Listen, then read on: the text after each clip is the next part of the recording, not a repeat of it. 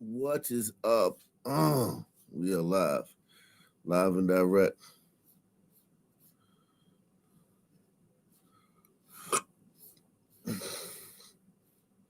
Live and direct. Straight from, yes, sir. Straight from the dungeon. Straight from the sewer. Straight from the sewer.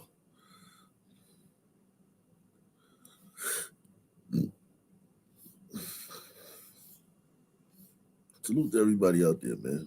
That's watching, man. Wherever you're watching from, straight from the sewer, wherever you.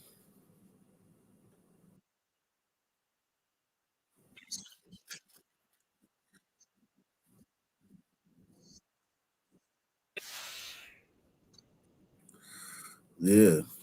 Salute, man. What's going on, Southern Star? Hank Seymour Butts.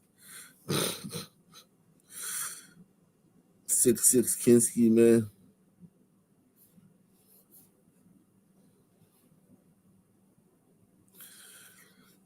Trump permanently banning. Shout out, random Negro. Yeah, man, we in the building, man.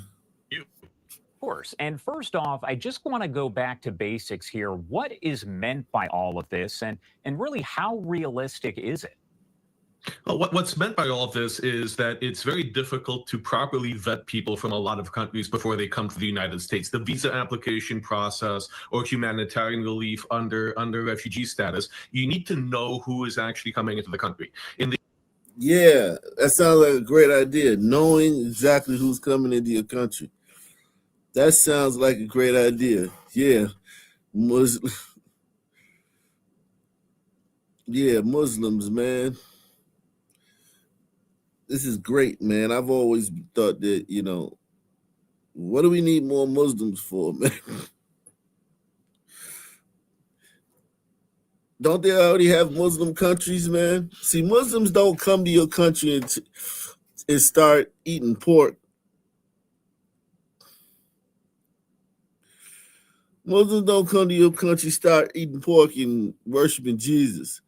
They come to your country and pull it into the Stone Age. They pull your country into the Stone Age.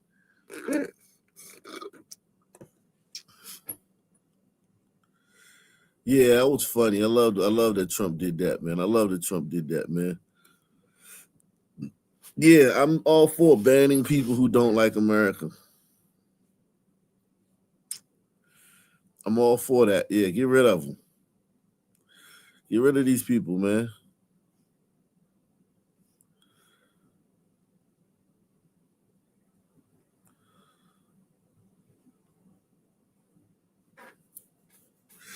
Get rid of these people, man. I'm all for it.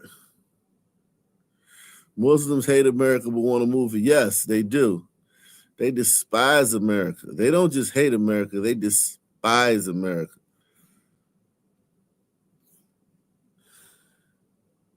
And the thing about Muslims, they're going to hate you for being American, and then they're going to hate you for allegedly helping the Jews. So there's nothing you can do if you're, you know what I mean?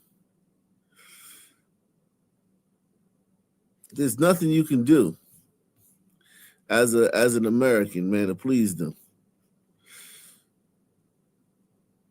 You know what I mean? And Americans just and liberals, you know.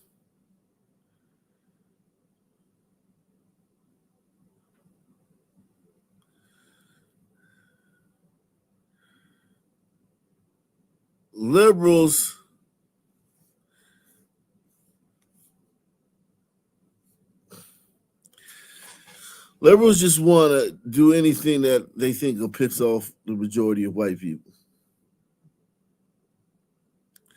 So they don't even have a policy. They just like, all right, what's going to make like MAGA mad? What's going to make MAGA mad? You know what I mean? Or what's going to please the far nether regions of the liberal base?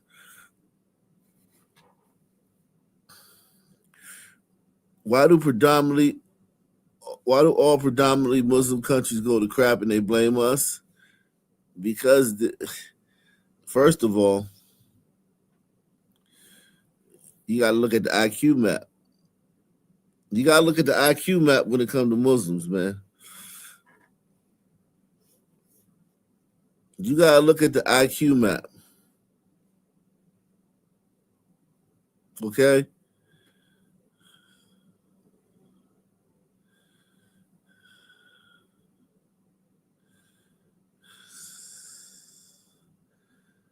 Okay? Let you know what? So what's going on? Yeah, all's well, man. All is well.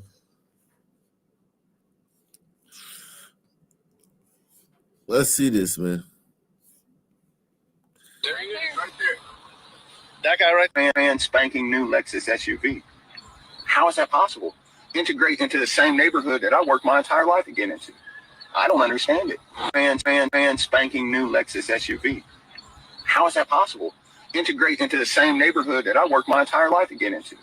I don't understand it. Oh yeah, here's this guy right here in his brand new Lexus. There he is, right there. That guy right there, that's a Haitian guy. Yeah, that's an immigrant. Someone please explain to me, like I'm 5 years old, how it's the immigrants' fault that you wasted a 400-year head start.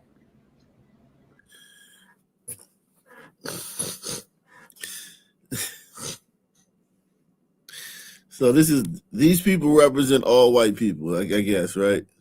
I guess that's what the blacks are saying, that whoever these rednecks are represent the white America, okay? And the Haitian in the Lexus truck represents all Haitians. So look, we got Lexus SUV. We got a white, probably working class, rural American, MAGA guy, whatever. And he's talking about some Haitian in a Lexus truck. He's jealous of him. Man, spanking new Lexus SUV. How is that possible? Integrate into the same neighborhood that I worked my entire life to get into. I don't understand it. Oh yeah, here's this guy right here in his brand new Lexus. There he is, right there. That guy right there, that's a Haitian guy. Yeah, that's an immigrant.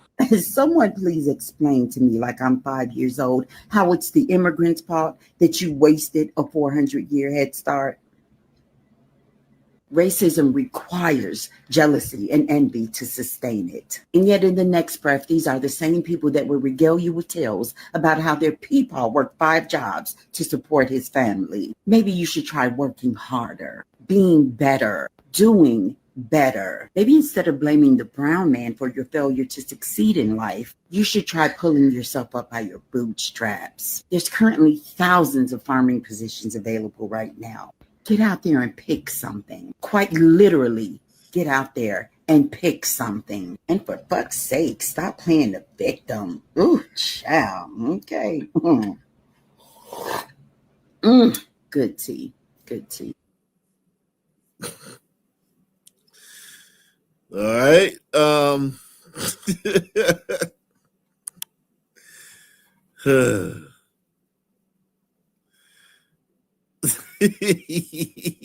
the comments always. See, since they can't ban people, under Jack Dorsey, the last guy who owned Twitter, these type of comments would get your account suspended. He says, so dumb, she doesn't know how dumb she sounds. Man, I think, yeah, she probably doesn't know. She probably doesn't know how dumb she sounds. Yeah, she's probably the smartest person in the room. And in many cases, that woman is probably the smartest person in the room. And even if she's not, if she's around white liberals, they'll make her feel like she's the smartest person in the room. If she's around white liberals, they'll make her feel like she's the smartest person in the room.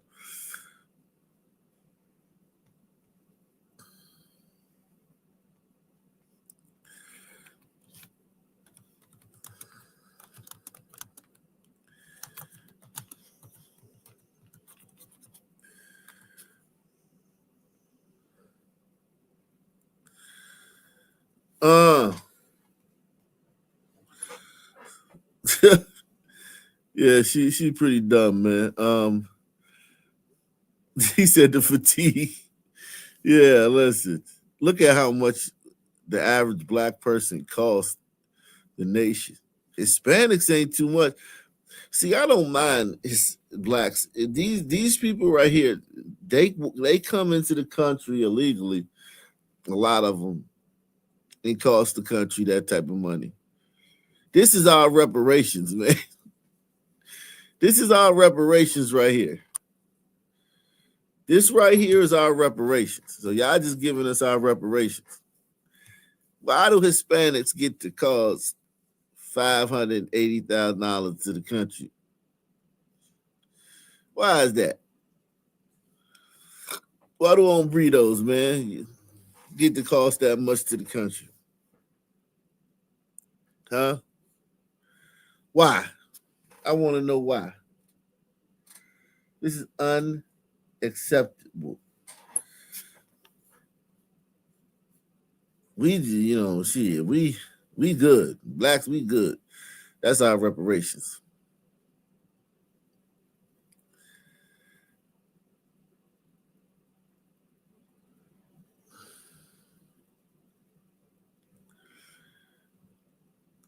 Remember, this is you without Whitey.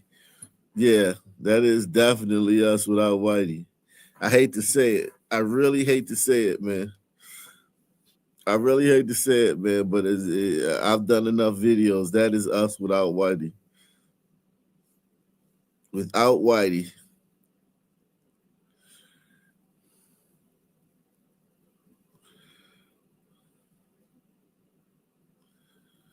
Without Whitey.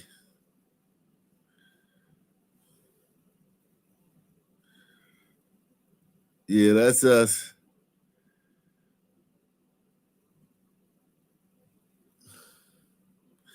That's us without Whitey, man.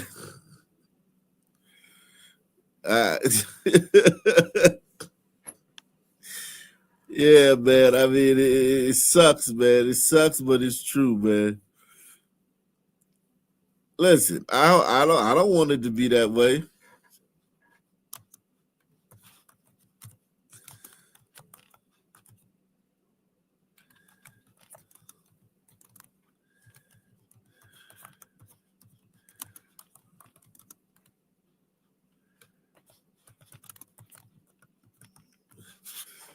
Listen,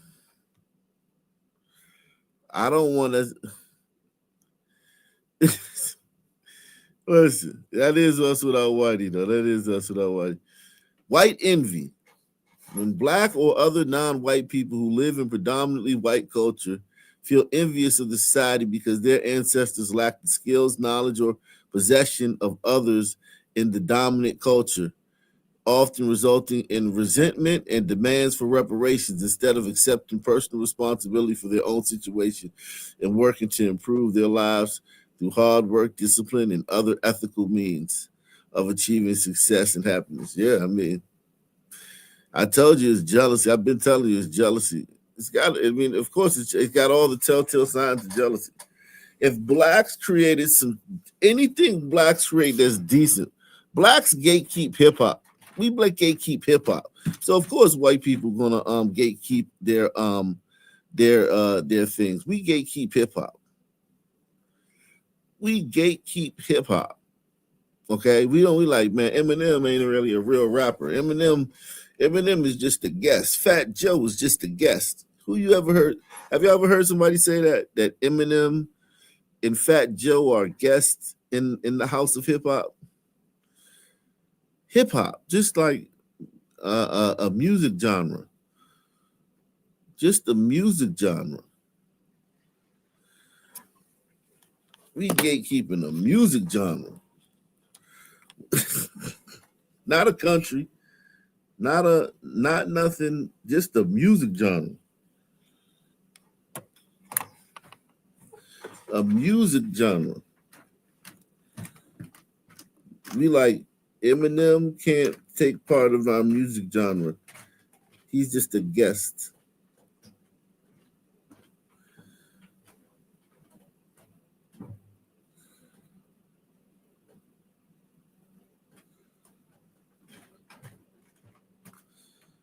Eminem is a guest in our music genre.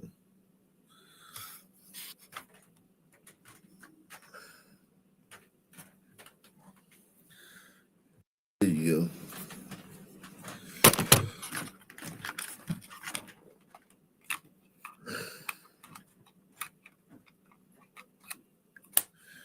Fat Joe is a guest.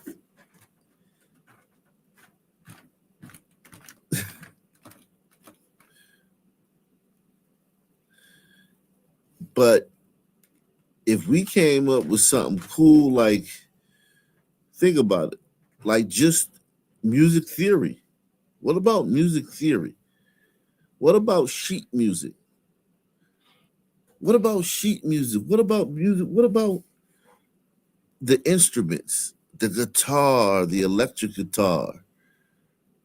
What about all that stuff? What about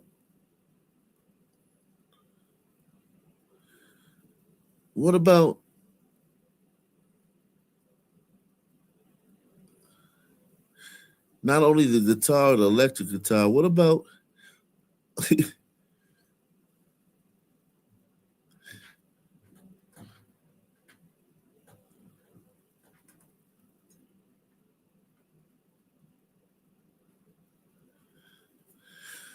what about the keyboard? The keyboard that can make the sounds of every instrument. Yo, what's up? Huh? Huh? Yeah. What's up?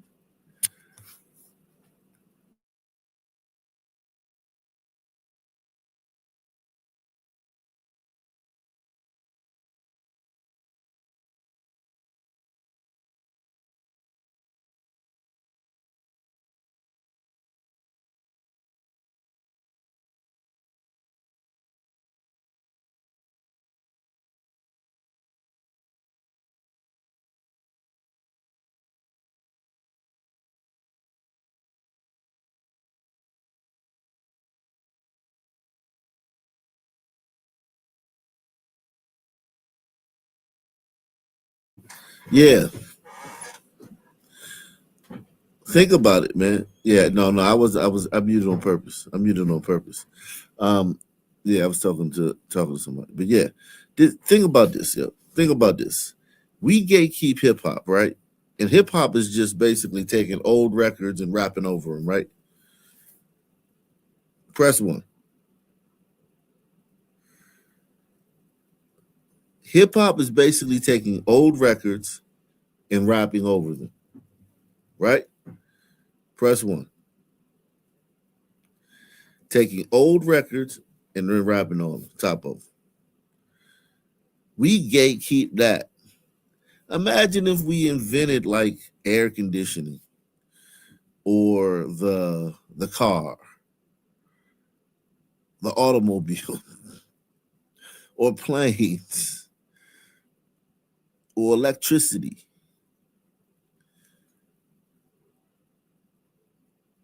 or indoor plumbing. Do you think we would not gatekeep that? Who here thinks that we would not gatekeep that? Anybody? Press one if you think if we invented that written language, that we would not gatekeep that. We would not be like, nah, y'all can't use that. Now, if we catch y'all writing symbols, if we catch y'all writing symbols and writing words, that's our stuff. You culturally appropriating. That's us, man. If we would stop you from doing that.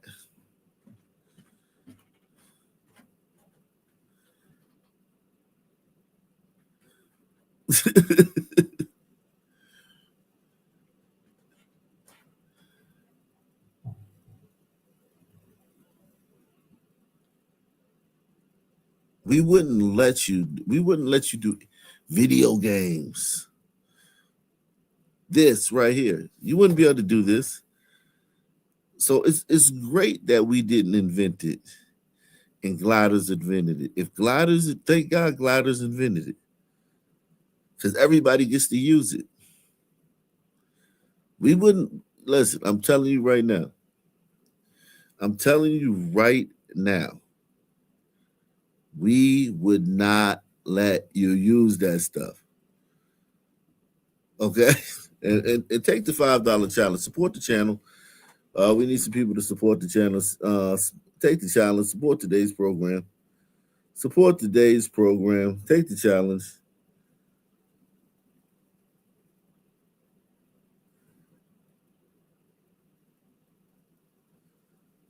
Take the challenge.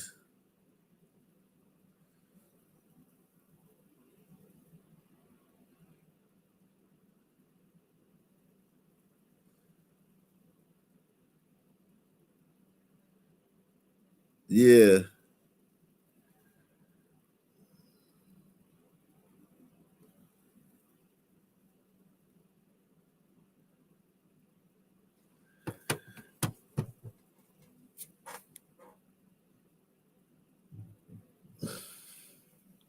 There's no way.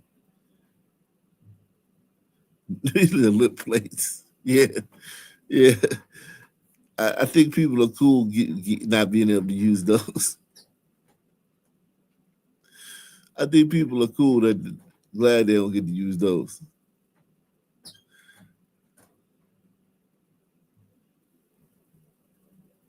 I think they're okay not being able to use those.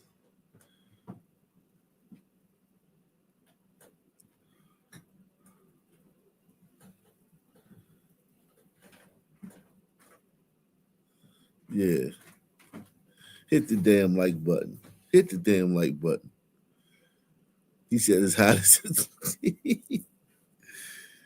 well, you can't create air conditioning if you're living outside. Shout out to Gouch Malone, man. Gouch Malone getting the show started off nice, man. Salute to Gouch Malone, man. We need some people to support the channel, man. Take the challenge, man. Take the pledge, man. Take the pledge, man. This is he says, challenge accepted. Singer Ray J arrested for making criminal stats. So holidays are here. Yeah, on camera. On camera, man. Shout out to Gene B, man. Gene B is in the building. Gene B is in the building, man. Shout out to you. Shout out to you guys, man. Support. Listen.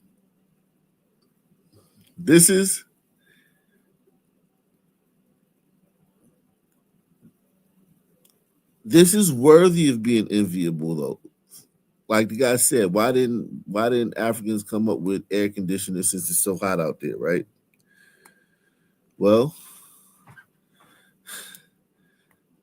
they didn't come up with air conditioning because in order to have air conditioning, you have to have a structure that can contain the cool air,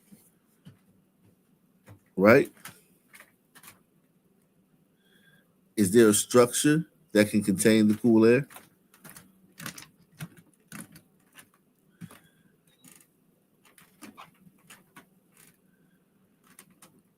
Is there a structure that can contain the cool air?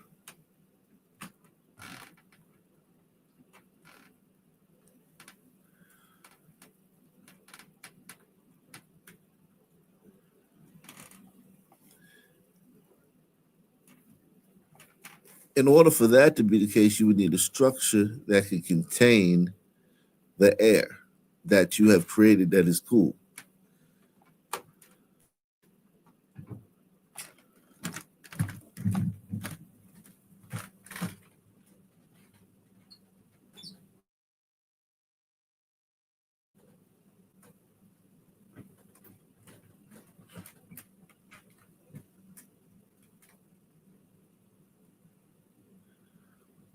He said, mud is hard enough.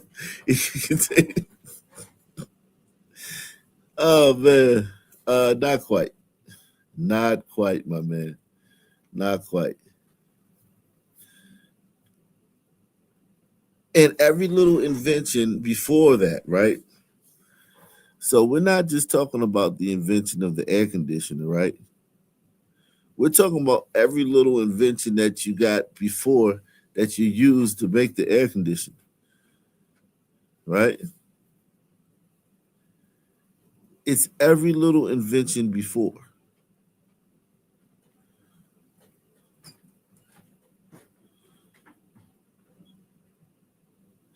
It's the hundreds of inventions that came before.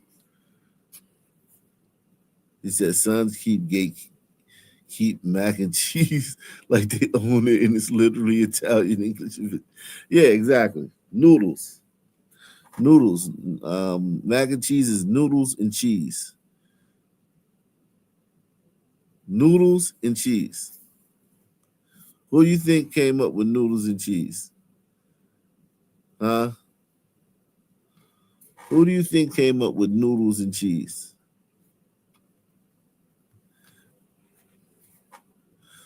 Who are the masters of making cheese? Who's synonymous with cheese and noodles?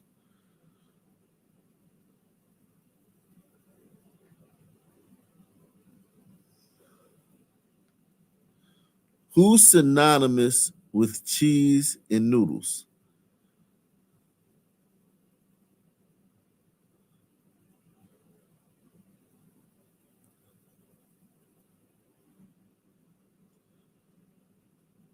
The French. I can tell you one thing: it ain't Africa. Cheese ain't synonymous with Africa historically. Now they might make it down there now, but historically, no. Historically, cheese wasn't synonymous with Africa. We weren't the cheese makers, man. We wasn't the cheese makers.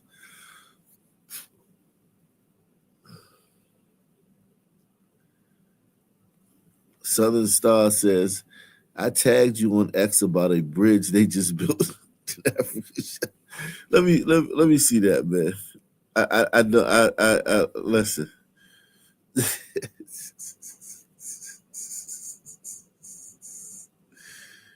Oh man.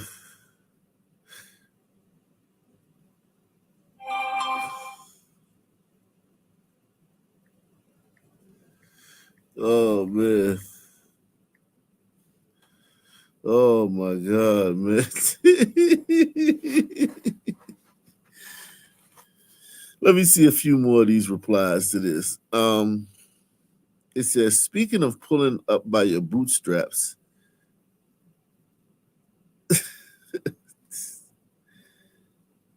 Let me see something.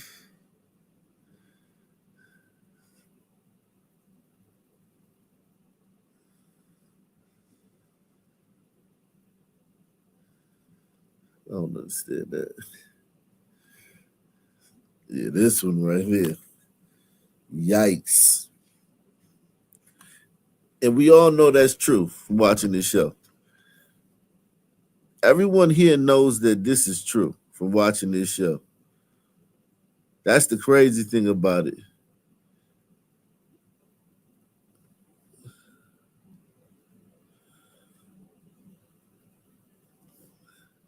That's the crazy thing about it. Like, there's some people that could probably say, that's not true, right?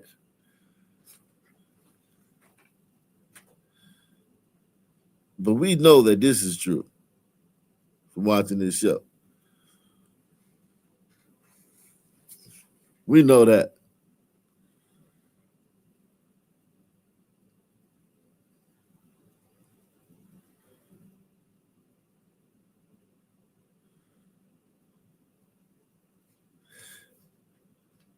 Like, no way. There's no way this could be true. This is propaganda. Us, though, we know.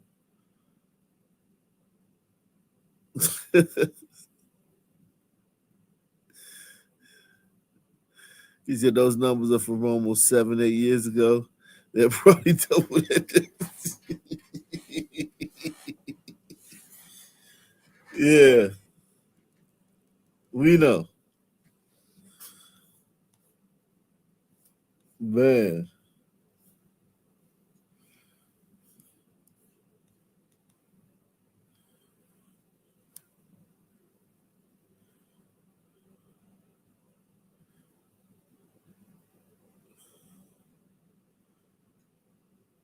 Wow.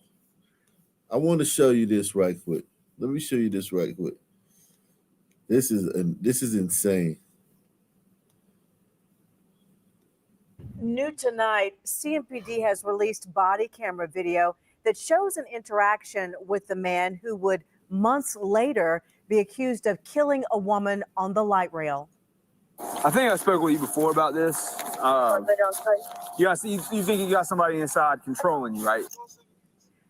And in this video, you see first officers responding to DeCarlos Brown outside of a hospital and talking to him for about 25 minutes as they say he appeared to be going through a mental health challenge. Brown appears to walk away agitated. Police say at that point he called 911 again. More officers then arrived and eventually arrested Brown for misusing 911. Brown faced a magistrate in court and was allowed to be released from jail by promising to appear at his next court appearance. Well, 7 months after that, he was then accused of killing this woman, Irina Zarutska, on Charlotte's light rail. State leaders then passed a law that will now no longer allow suspects to be able to get out of jail without bond.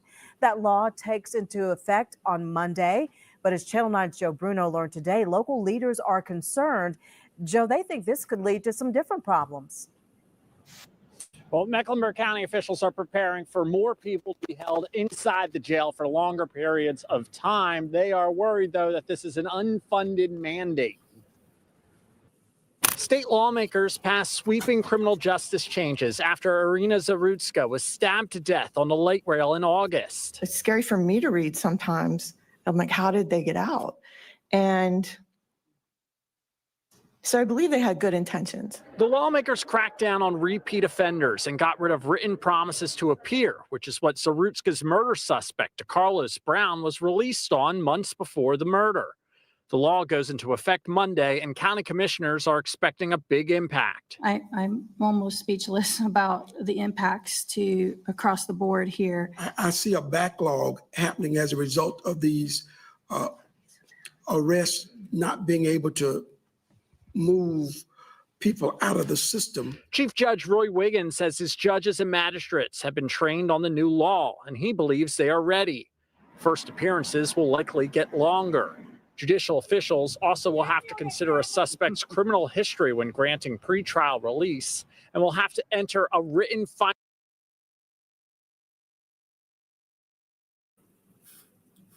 He said judges will now have to consider a criminal's previous record when granting release.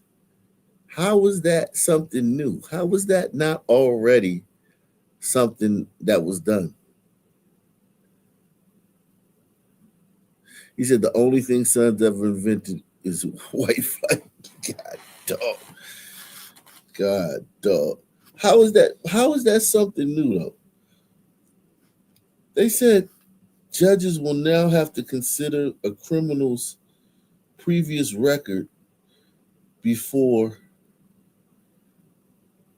unless they took it out, because I know that was the case back in the day. That must have been something they took away from the judges. And then now in Charlotte, they're bringing it back. That's crazy. That is absolutely insane. Judicial official Impacts to across the board here. I see a backlog happening as a result of these arrests not being able to move people out of the system. Chief Judge Roy Wiggins says his judges and magistrates have been trained on the new law, and he believes they are ready. First appearances will likely get longer. Judicial officials also will have to consider a suspect's criminal history when granting pretrial release and will have to enter a written finding of fact if they do so. Sheriff Gary McFadden expects more people will be held in jail and for a longer period of time. He's worried. More people will be held in jail for a longer period of time. More people or more criminals? More criminals will be held in jail for a longer period of time. Not people, criminals. Not white people, not black people, criminals. Shout out to Jimmy Fields. He says, I think some men a gatekeeping crime person. Jesus Christ. Shout out to Jimmy Fields, man. Make sure you check out his channel, man. Check out Jimmy Fields' channel, man. Hit that like button. Take the $5 challenge. We're trying to get 20 people to sponsor this show. We got 6 so far. We're trying to get 20 people to sponsor the show.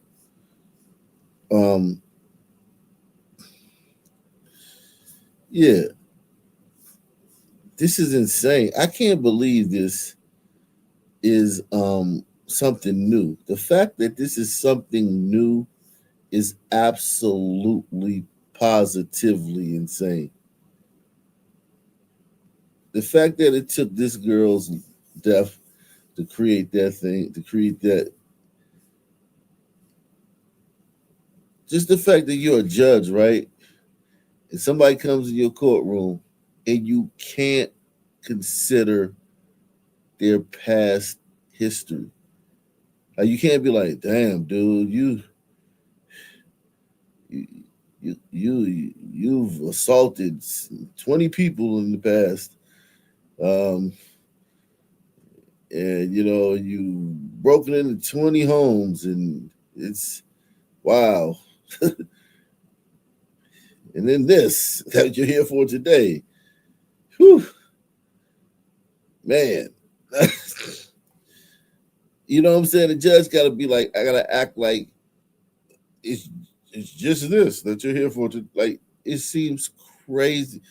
I know it wasn't like that back in my day. I know it wasn't like that back in the day, back in the 90s and the 2000s.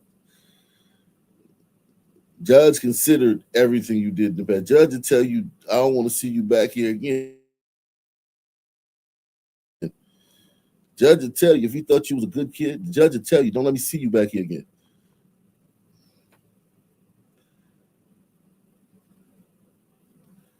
That's crazy. Monday, and county commissioners are expecting a big impact. I'm almost speechless about the impacts to across the board here. I see a Well, she's speechless. She's speechless about the impacts across the board. Yeah, the impact is gonna be safer streets. The street gonna be safer. Cause newsflash, man, it's the same dudes doing all this crime, man. It's not the whole community. It's not a community-wide thing. It's certain dudes. Like, I think they call themselves real niggas. It's street dudes. Anybody call himself a real nigga is, it's not goddamn everybody doing the shit. Okay? And she's talking about, she's speechless about how this is going to impact. How's it going to impact who? The niggas that's doing it.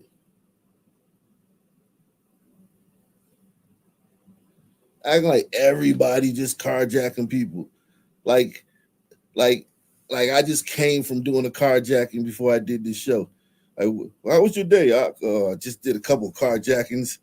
Now I'm gonna do my live stream. Like, come on, man. Everybody's not doing that shit.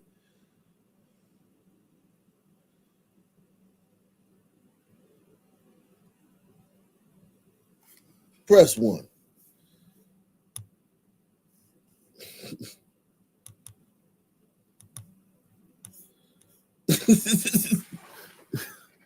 How was your day?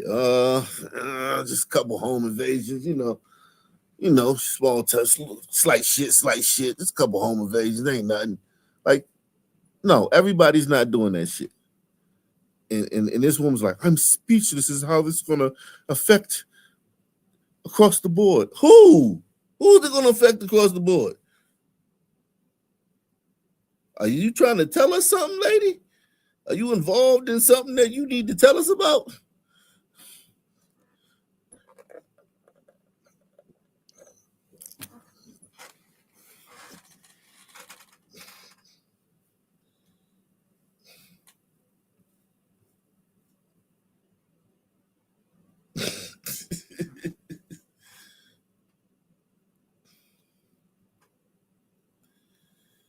Shout out to PC P Cake Bakerman. P Cake Bakerman.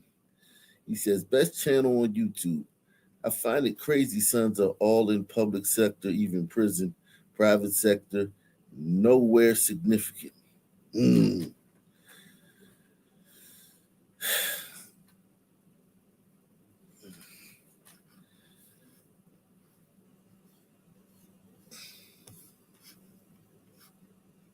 About the impacts to across the board here. I see a backlog happening as a result of these arrests, not being able to move people out of the system. Chief Judge Roy Wiggins says his judges and magistrates have been trained on the new law, and he believes they are ready. First appearances will likely get longer. Judicial officials also will have to consider a suspect's criminal history when granting pretrial release, and will have to enter a written finding of fact if they do so. Sheriff Gary McFadden expects more people will be held in jail and for that right there, that written, they have to write a written finding of fact if they release the guy, if they release the criminal before, without, if they release him just on his own recognizant without. Judge Roy Wiggins says his judges and magistrates have been trained on the new law, and he believes they are ready. First appearances will likely get longer. Judicial officials also will have to consider a suspect's criminal history when granting pretrial release. Yeah, if they don't consider his criminal history, they have to do a written finding of fact. So they have to say, they have to write something and turn it in like, hey, I didn't consider his criminal history because XYZ. And that's what everybody asking for, accountability. Like if you get beat up or mugged by somebody who's been arrested 50 times, people want to know, like, why was the person on the street? Now this makes the judge say, hey, then now you can go back and look to see the judge, they had to put in their written finding, like, yeah, I felt like, 50 arrests weren't that bad. I feel like, you're not a real criminal till you get to 70 arrests. And, and now you can look at it and you can say, okay, that's what the judge was thinking when he let this person out again. And that way you can at least have something to hold the judge accountable. This is crazy. This is insane, man. This is new. The fact that this is new is insane. It's insane that this is something new. That's crazy.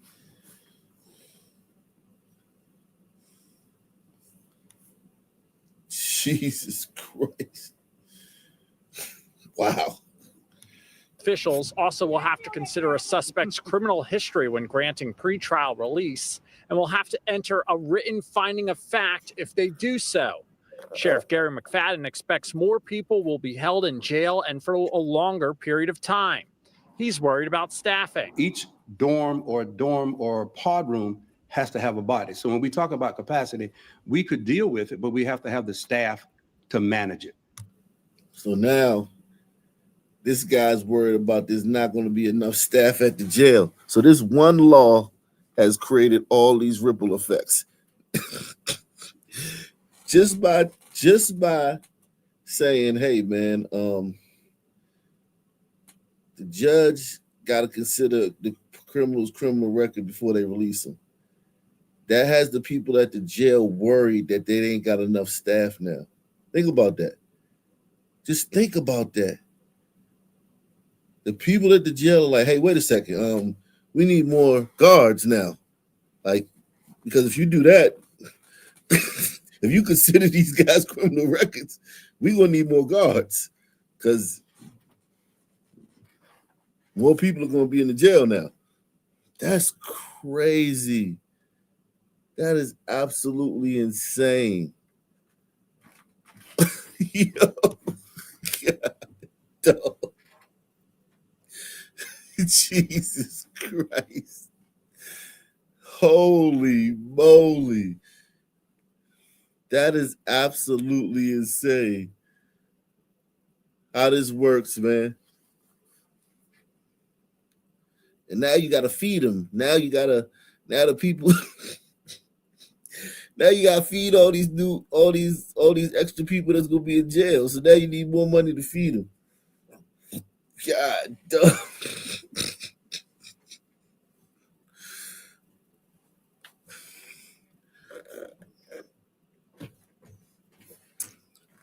That is absolutely, positively bananas. Said give them pork and beans. Hey man, that'll deter people though. I don't think you should get gourmet food in prison. The hell, steak. Nah, man. Meatloaf.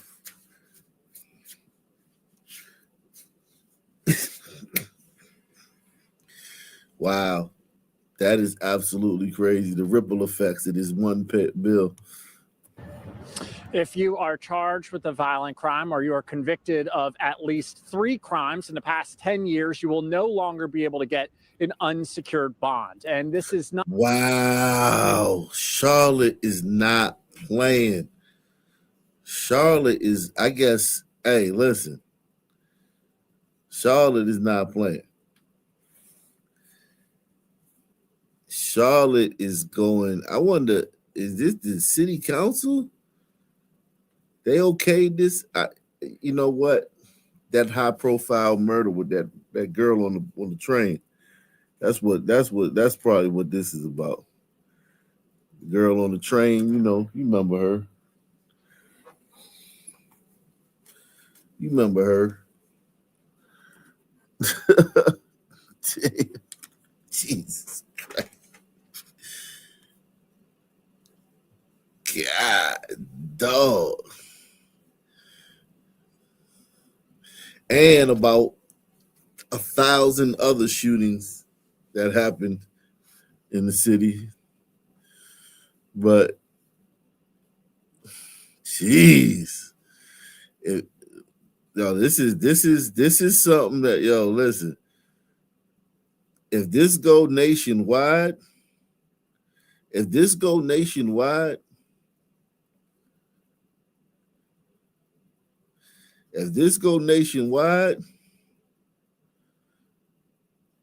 every HVAC and CDL program gonna be filled to capacity.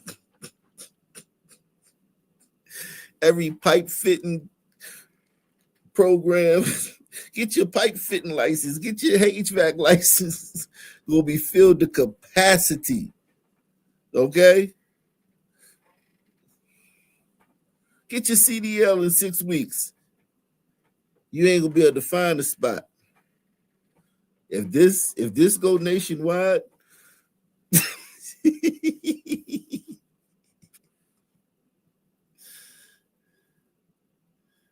every barber school gonna be. You ain't gonna be able. You had to go to another state to find a slot in the barber school. If this go nationwide, if you got 3 violent crimes in the last 10 years, you can't get a bond. In the last 10 years, the judge can't give you a bond.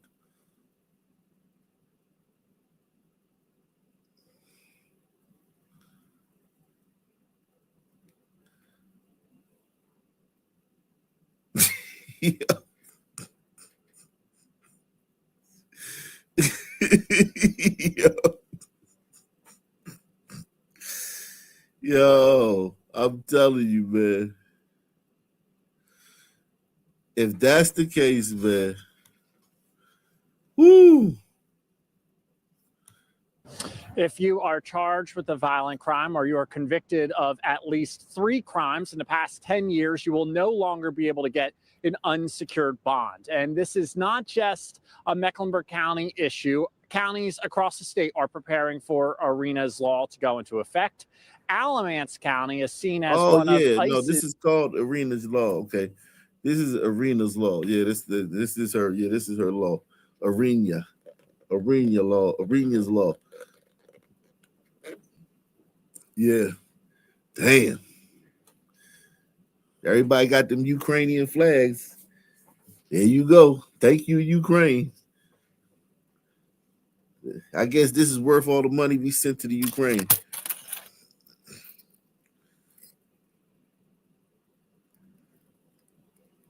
I'm telling you, I know these dudes, man. I know these dudes personally. Some of them, good guys, and they just took the wrong path. A lot of them are bad guys, man.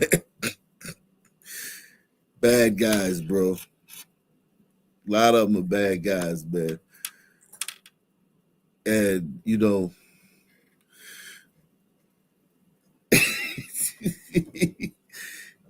if they was good guys, their record wouldn't look like that. How you a good guy and you got like 8 carjackings and 2 home invasions and 6 assault and batteries? How you a good guy and you got that? Attempted murders, multiple attempted murders. Did 8 years in jail, came home, did 2 years, and now you back. And listen, I'm gonna tell you the truth though. Like, they are good guys. If you not the one that's the target, like they not like, them dudes kiss their mother every time they see them. You know what I mean? Them dudes love their mother, love their kids. You know what I'm saying? They the life of the party at the family reunion. But if you the target, they not good guys, man.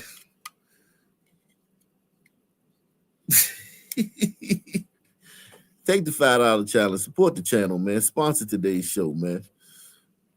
Shout out to my man, Big Pete. Big Pete is in the building. He says, being from Cali, but working in Michigan, a sister co-worker told me I like Governor Newsom. And I said, why? And she said, I like his Twitter game, his get backs.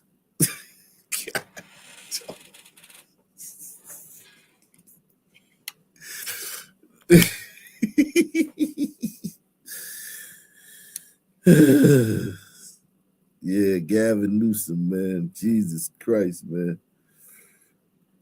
She like his Twitter game. That's one state you don't have to worry about this going to. This ain't going to California. Even if this go to every other state, California would fight something like this. They wouldn't allow this. They wouldn't allow, like, look, hey, if you got 3 violent crimes in the last 10 years, you ain't getting no bond. California they will fight that. Even though it's like, God damn, that makes sense, man. Because you can get one on accident, right? You know what I'm saying? You could get a domestic incident, or you could, get into something with somebody on the street and just have a violent criminal activity. You can get one. You know what I mean? Anybody, nobody's perfect. You have a bad day. You could be at I was at the drive-through the other day, and I was, they got kind of like smart with me, and I was like, oh, I'm at the grocery store before, and asked the lady for help, and she was like, she wasn't very helpful, and I felt myself getting enraged. I mean, I'm not gonna lie. So everybody can have a bad something. I think it's perfectly reasonable for if you have 3 violent criminal offenses in the last 10 years and you catch another one, that you can't get a bond. You can't just bond out. You got to sit until your trial. That's reasonable, man. It is more than reasonable. The fact that that's new and it's only happening in Charlotte is absolutely insane.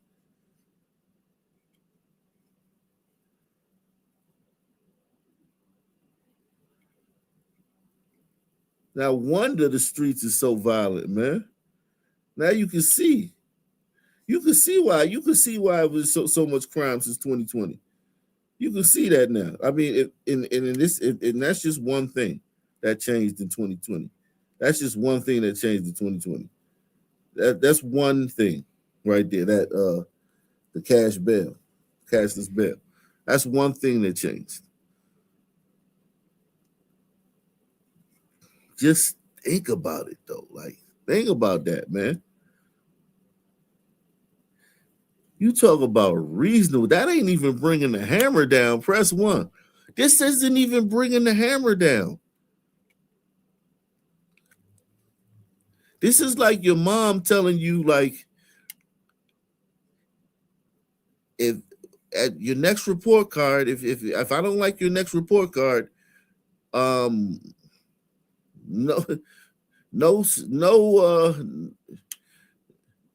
after school activities for 2 weeks. Like, that's more than reasonable. Like, you could be like, all right, cool. I thought you was gonna say now, no activities now. You saying after my next report card? Cool. Like, this is so reasonable that the fact that people are gonna complain about this on behalf of the criminals is absolutely crazy, because you know it's gonna come. That's not fair. That's racist. And there's the people who saying it's racist, you're racist. How you know who this gonna affect? How do you know who this gonna affect? You automatically calling it racist. How you know? It could affect Samoans. It could affect Asians. How you know it's gonna affect black folk? That's racist. Only 3 criminal offenses in the last 10 years. That's racist. Like, are you serious? Because you know people gonna come out and be mad about this. You know it. It's coming. 3, 2, 1. It's coming. It's coming. They're gonna be upset. But I think this is so reasonable, and the fact that it wasn't like this before is crazy. But this is this ain't the hammer. This ain't bringing the hammer down, man. This is not bringing the hammer down at all. Bringing the hammer down would be like, yo, 1 criminal offense, no bail. They're giving you 3 in 10 years. You get 3 in 10 years. So 10 years would be 2015. So if you think about, if you carjack one person in 2018 and like beat the crap out of one of your girlfriends in 2021, you still got 1 more before you ineligible for a bond. That's reasonable, man. Come on, man.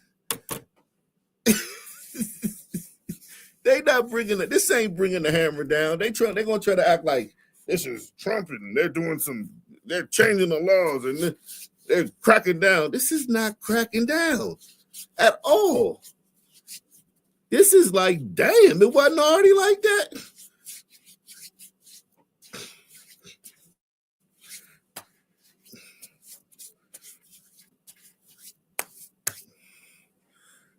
Yeah, you got 1 more. You gotta use it wisely. if you were to drive through and the girl gets smart with you, you gotta be like, you lucky you only got 1 more. I'll come back and shoot this McDonald's up. You gotta use that one wisely, man. You gotta use your 1 more.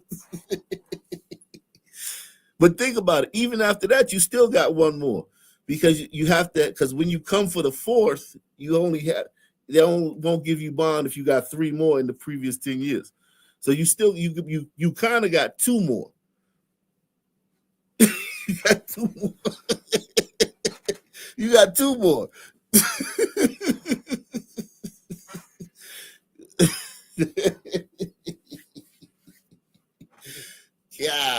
Golly, man. Now I see why everybody want to come to America, man. Now I see, man. If you are charged with a violent crime or you are convicted of at least 3 crimes in the past 10 years, you will no longer be able to get an unsecured bond. And this is not just a Mecklenburg County issue. Counties across the state are preparing for Arena's law to go into effect. Alamance County is seen as one of ICE's top allies in the state. They recently had to end their contract with ICE to house inmates there because they need that space now to the expected increase. They had to end their contract with ICE because they can't, because of this law, there are going to be so many new people in jail that they're not going to be able to house the illegal immigrants that get arrested by ICE. Think about if this happened on a national level. This is just one city. They have to restaff the jail. They have to get more staff in the jails, and they have to end their contract with ICE. Sorry, ICE, we can't house these people. We need this for the new people that's going to come in once this law takes effect. All the people walking the streets with 3 violent crimes in the last 10 years, instead of getting caught for the 4th one and getting right back out the next day, they're going to be down here. So we can't house any illegal immigrants anymore. Wow.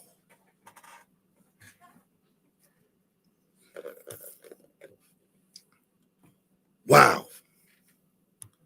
That is absolutely insane. Shout out to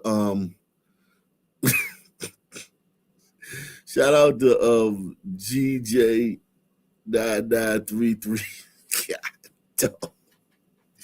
Yo, that's crazy. Of offenders due to Arena's law.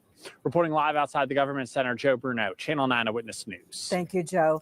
Now, there are no Republicans currently serving on the Mecklenburg County Commission, but they say Arena's law passed with bipartisan support and no Republicans on the Mecklenburg County commissions. No Republicans. So this is all Democrats that passed this law. There's no Republicans on the county commission, not one. All Democrats on the county commission, and they passed this law. That is, I gotta admit, I'm shocked by that. I'm shocked by that. I mean, I knew Charlotte was a Democrat leaning city, but I didn't know they didn't have one Republican on their county commission. But they passed this though. Think about it, right? What kind of pressure did they have on them from the people? The people was like, yo, that's pressure from the people, your constituents, because you can't, because think about it, right? Think about it right like that. Democrats, they're not, this ain't their type of thing, because this is going to send a lot of people to jail that deserve to be in jail, but it's still going to send a lot of people to jail. And their thing is emptying the jails, lowering the jail population. There's too many people in jail. America incarcerates more people than any country in the world. Well, we got 350,000 people. We got 400,000 people. England got what, 50 million people. France got what, 30 million people? Of course, we got 400 million people. I bet we don't incarcerate more than China. I bet we don't, but China ain't gonna give you their numbers. You ain't gonna get no real numbers from China. But think about this, man. Shout out to Roger Wood. He says Arena's law is statewide. Oh wow, it's statewide. Holy moly! Fayetteville, or nah, as my cousin said, he said they call it Vietnam. Vietnam, Durham, Raleigh, Greensboro, Charlotte, all of them, all those cities where they got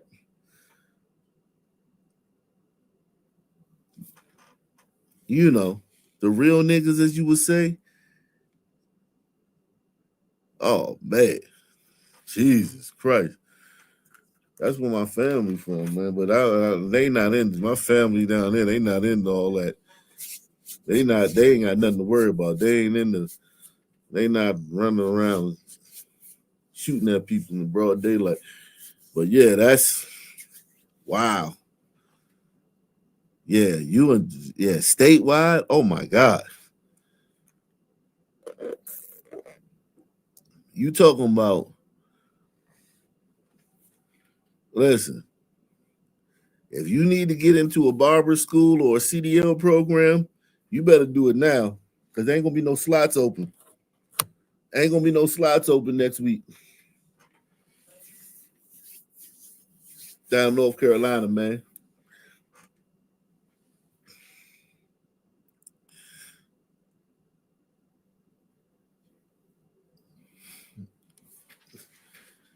I'm telling you that right now. I'm telling you right now, man. I'm telling you right now.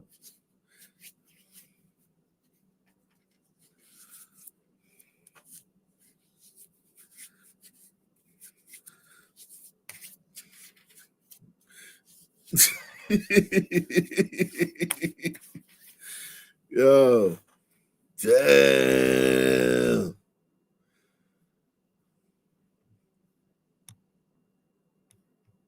Governor Stein signed it into law. Representative and Republican Tricia Cotham at the state, she was one of the bill's chief architects. She says that this will eliminate catch and release practices for violent offenders. Oh, it most definitely will. You ain't lying about that. Sheriff's deputies have made an arrest after a woman was stabbed multiple times. The fight broke out at a restaurant in Northwest Miami-Dade. Local 10's Bridget Matter has more details on what started the argument. An argument over money led to a vicious attack inside of a Northwest Miami-Dade restaurant. Investigators say a woman was stabbed multiple times with a pair of scissors. Holy moly. This is a restaurant? This don't even look like a den. This look like a corner store. An argument over money. Let me see this. Multiple times with a pair of scissors. Holy. Frightened restaurant goers watched on as a woman was stabbed multiple times during an argument. Holy crap. She stabbed her up, yo. Wow.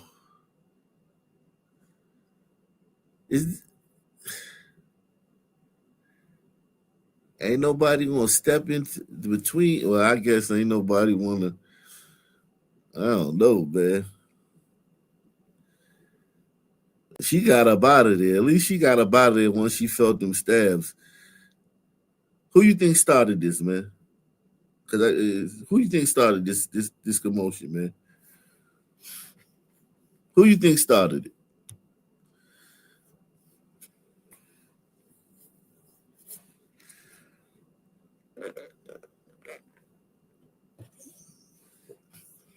Who you think started this commotion? You said Florida, she won't get a bond? The stabber? The woman with the purse?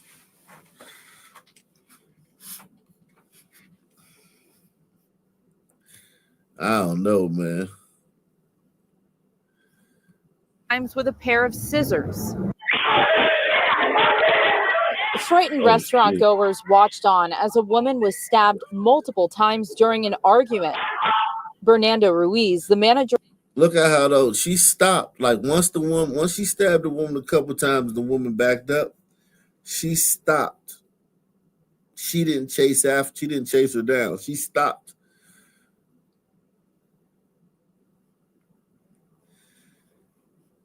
She stopped.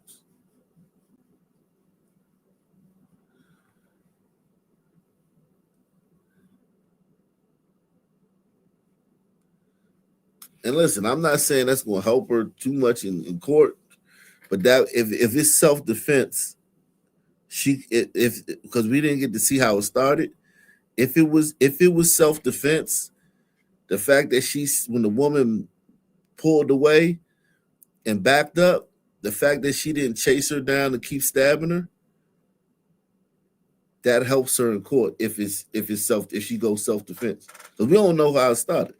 But if she say self-defense,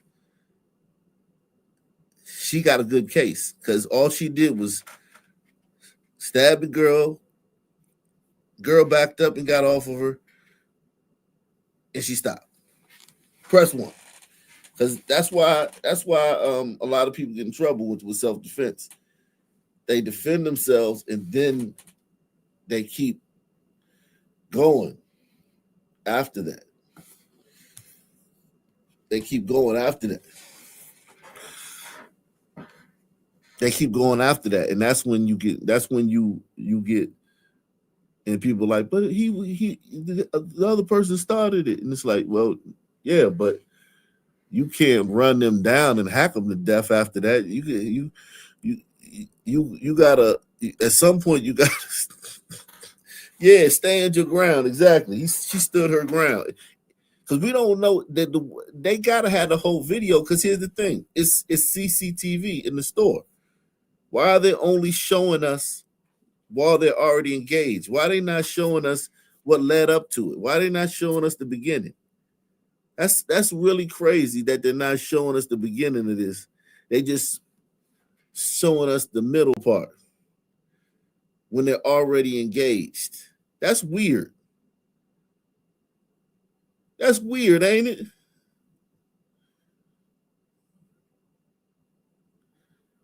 That's weird.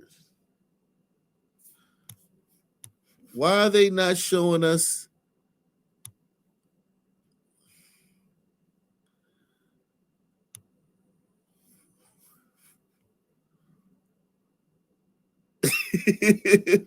So new.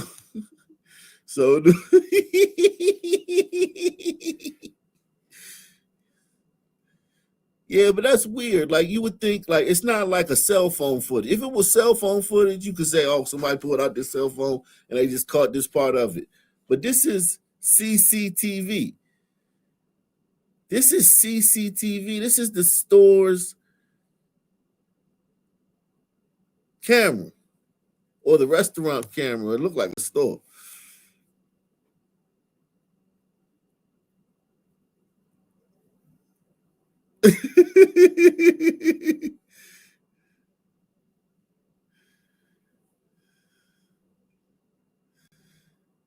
Same reason they don't show the Kirk shooter actually shooting the rifle, but they only got him running away.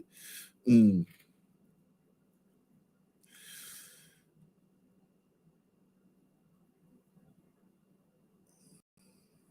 said they had a history of arguing and fighting around that site in Plaza? Oh, okay.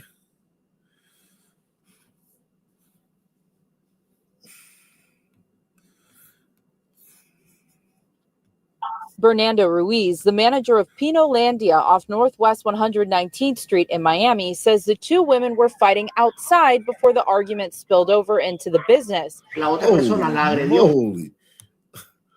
I counted. Let me see how I can count them. Let me slow it down. Let's slow it down.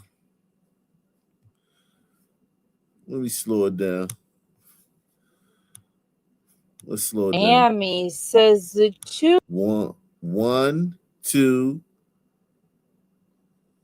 3, 4, 5, 6, 7. Yeah. I counted 7 right there. And then right here, let me see. I counted 7 right there. Then right here, 1, 2, 3, 4. I got at least 11. How about you guys? I got at least 11.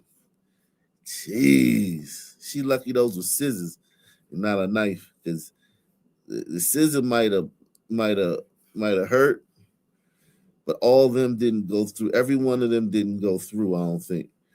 But I seen 11. I seen 11 stabs. That's crazy. He said you gotta open the scissors. Yeah. Those hurt though. Now that's gonna hurt. Don't get me wrong. That's gonna hurt, but it might not, you know what I'm saying, go into you. It might break your skin. You know what I mean? But it ain't gonna like go in you. Damn. Yeah, she gonna have a tough time. See, the thing they not showing us, they won't show us the beginning, what happened. And this guy right here, this the guy who owned the store right here. Come on, man. Why you don't show us the beginning, man?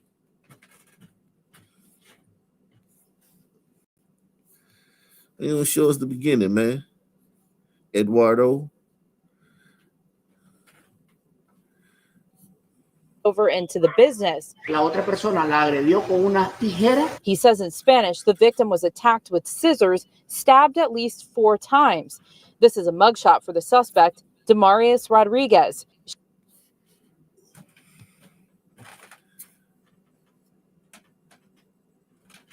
That looked like a boy, man. That looked like a man, yo. That looked like a dude, man. Take the $5 challenge, man. We trying to get 20 people to sponsor today's program, man. We halfway there, man. We trying to get 20 people to sponsor today's program, man.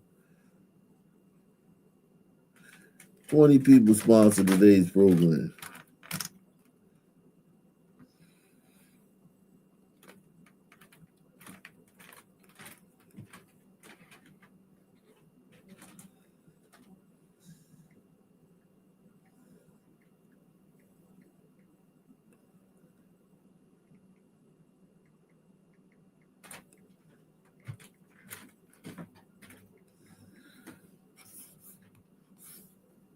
Rodriguez. She appeared in bond court following her arrest. She's facing an aggravated battery with a deadly weapon charge. No contact with her directly or indirectly. Can't call her, text her, send her messages. The judge ordered a stay-away order and an evaluation for competency and possibly hospitalization for Rodriguez. Miami-Dade Sheriff's Office says the suspect asked the other woman for money. When she said no, it escalated into a fight. The manager says the 2 women usually hang out outside the business. At last check, the victim was at Jackson Memorial Hospital in stable condition. That suspect is expected back in court on December 1st. In Miami, Bridget Matter, Local 10 News. Wow. We are getting some new information about a shooting that left a St. John the Baptist deputy dead and his brother now behind bars in Wagaman. That victim has been identified as Shaquille Guerin. WDSU reporter Shay O'Connor is live with what we know about this investigation now underway, Shay, and how the sheriff is remembering such a dedicated deputy. Good afternoon to you, Elizabeth. Yeah, we're here near 30 Marigold Lane in Avondale, or in Westwego right now, where we're told that shooting happened on the street. We're also told that it happened during a Thanksgiving family gathering. At this time, we do not know the circumstances surrounding the shooting, but it apparently happened at the street right behind where I'm standing right now, Elizabeth. Now, we've learned the deputy who died was 35-year-old Shaquille Guerin. He had been a deputy with the St. John Sheriff's Office. Wow. Shaquille O'Neal should pay for his funeral, man.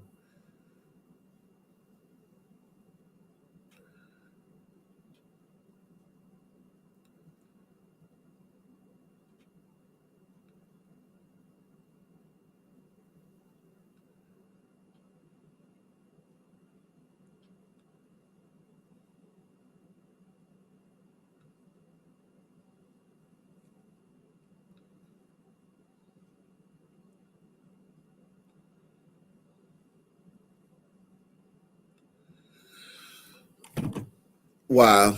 Shaquille, this brother got, think about it, man. You're a cop, man. You go home for Thanksgiving and you get whacked by your brother. That's crazy, man. Jesus Christ. And this look like a nice neighborhood too. Well, you know. Wow. You're a cop. You done made it good. You come home for Thanksgiving. And the brother who didn't, you know, probably was the black sheep of the family. He probably was the black sheep of the family and shit. You know, dropped out of high school and, you know, ran the streets. Oh man. Wax you on Thanksgiving in front of the whole family. That's crazy. Jeez. Deputy. Good afternoon to you, Elizabeth. Yeah, we're here near 30 Marigold Lane in Avondale or in Westwego right now, where we're told that shooting happened on the street. We're also told that it happened during a Thanksgiving family gathering. At this time, we do not know the circumstances surrounding the shooting, but it apparently happened at the street right behind where I'm standing right now, Elizabeth. Now, we've learned the deputy who died was 35-year-old Shaquille Guerin. He had been a deputy with the St. John Sheriff's Office for about 8 years. Sheriff Mike Trigg with St. John described Guerin as a hard worker and optimist. We're told he had just left work when he came into this area yesterday. We're also told the suspect is Darius Guerin. Officials say he led Jefferson Parish Sheriff's officers on a chase to Lafitte before he was eventually stopped and arrested. They say he had a gun on him at the time. Now, St. John Sheriff Mike Trigg says the entire department is hurting and remembering his life in good spirit. Came every day, tough job, but he did it. And, you know, he was the eternal optimist. He always thought no matter what, the Saints would win the Super Bowl, even though we're not going to this year. But he remained positive in his professional life and his personal life. I mean, I'm going to miss him. Trying to make all of this add up right now. To be killed in the line of duty is one thing, but to be killed by a family member, I just can't make that. I can't accept that right now. Such a sad situation, Elizabeth. We're told that Guerin actually leaves behind a wife and 3 kids. Also, his family. Wow, wife and 3 kids. Family has a history of working in law enforcement, with his dad working with the St. James Sheriff's Office. I'll have much more on this at 4, 5, and 6. Reporting live from Jefferson Parish, Shay O'Connor. St. John Parish deputy is gunned down in Wagaman, leaving neighbors on Marigold Lane on edge. One of his brothers now behind bars, booked with second-degree murder. WDSU reporter Shay O'Connor is live near that scene, and Shay, only on 6. Family members open up tonight about their loss. And also community members in this area, Elizabeth and Sella. Pretty much I spoke with the brother's youngest sibling, who tells me he's completely heartbroken. He says his entire family is still trying to take in the loss. Meanwhile, neighbors in this area are also sharing in that pain. If I can had any second to stop what went on, I would have. But nobody knows what a mental person is going through. So this neighbor has known the family for 20 years. You can give back whatever you stole from a person. You can give back whatever you owe to a person, but you cannot give back life. He was celebrating Thanksgiving with his family when he says his daughter saw a man lying in the street. I'm heartbroken. My heart is so hurt.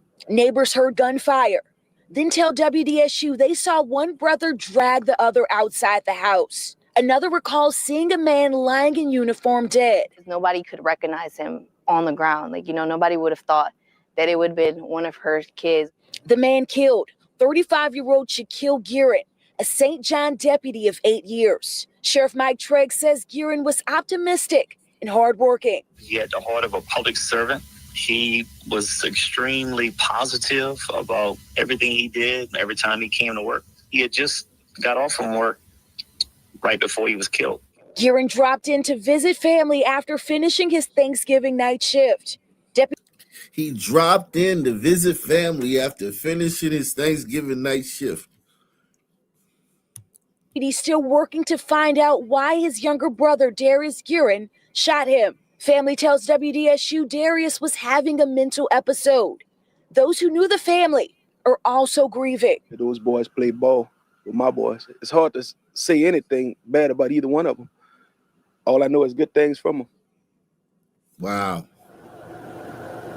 And Darius Guerin pretty much was arrested last night after we're told he led JPSO on a brief chase. He's currently being held here in Jefferson Parish on multiple charges, including second-degree murder for killing his older brother. Second-degree murder. So, not first degree. Not first degree, second degree. So there was something more to it. I mean, these are preliminary charges too, but second-degree murder.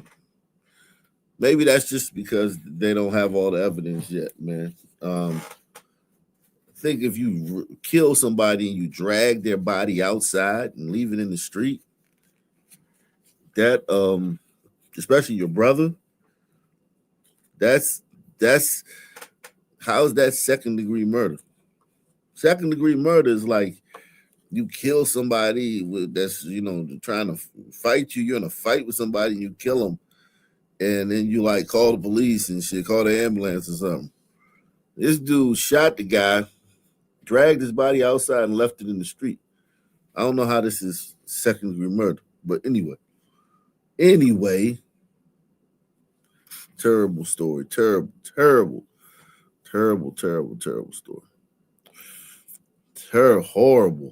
Horrible story. Yikes. That's just awful, man. I ain't gonna lie to you, man. That's awful, man.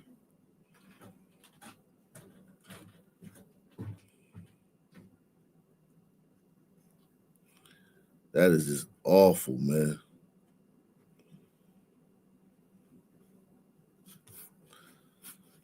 Awful. Jeez. That is awful, man.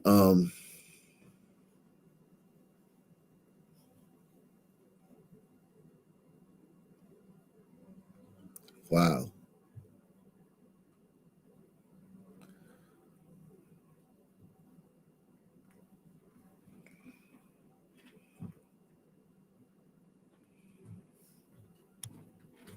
In Syracuse, they were hired to prevent crime in Syracuse. Now, these two men are waking up behind bars for fueling it. This morning and only on 9, the video prosecutors say Violence interrupters, man. I told you this stuff don't work, man. This stuff just don't work, man. It's a flawed model, man. The premise of it is flawed. You know what I mean? If you're not woke, the premise is flawed. If you're just a common sense person, the premise is flawed. The whole premise is flawed. If you got common sense. showing them dealing drugs on the clock and what's now changing because of this case. In Syracuse, they were hired to prevent crime in Syracuse. Now, these two men are waking up behind bars for fueling it. This morning and only on 9, the video prosecutors say showing them dealing drugs on the clock and what's now changing because of this case.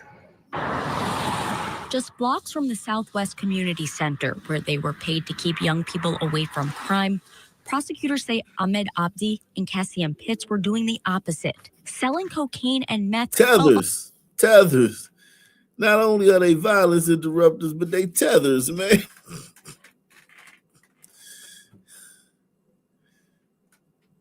Come on, man. You can't have violence interrupters that are tethers.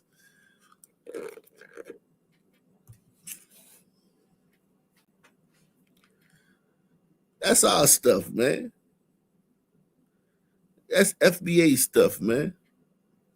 Even though I'm half a tether, but you know what I mean. That's FBA stuff, man. You got violence interrupters that are tethers. Wait till Tariq Nasheed get a piece of this, man.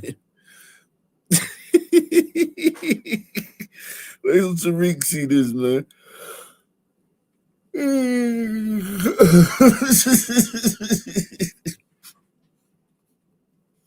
Wow. Southwest Community Center, where they were paid to keep young people away from crime. Prosecutors say Ahmed Abdi and Cassian Pitts were doing the opposite, selling cocaine and meth while on the job, working as snug outreach workers. And they're accused of doing this on the clock. Yes. And now both men have taken plea deals.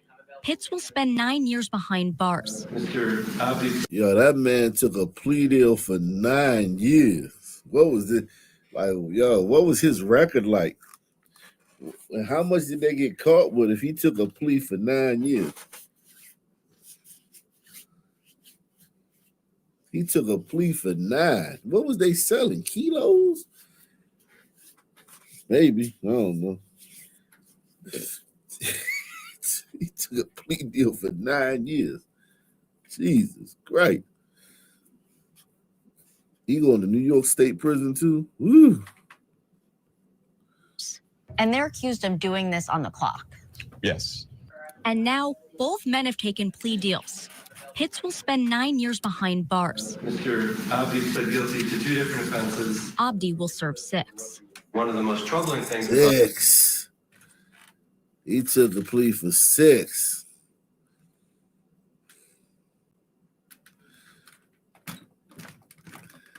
They had them dead to rights. They had them on camera and everything. They had them dead to rights. They had to take a plea deal. They was like, shit. Take this to trial, man. They gonna cook us. Man. You got to do. Here is the abuse of position. These sentences closing out a year-long investigation and uncovering new evidence. News Channel 9 obtained this video showing Abdi stepping out of a car, walking to another, getting inside, and making what prosecutors call a hand-to-hand drug deal with a confidential informant. It's honestly crazy, right? Because if I were to just tell you these words, you're like, this isn't happening. What's crazy is your hair. Press 1. What do you mean crazy? Crazy is your hair.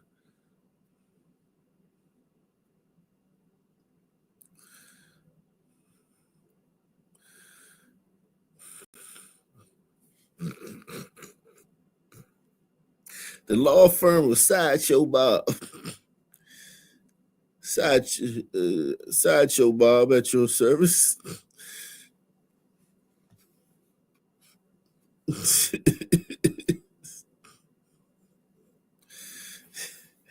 Y'all taking this Crown Act too far, man. Press 1. They taking that joint too far, man. Like this is ridiculous, man.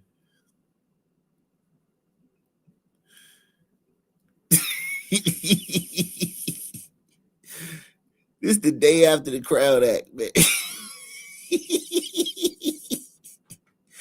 The day after the Crown Act, he showed up with this.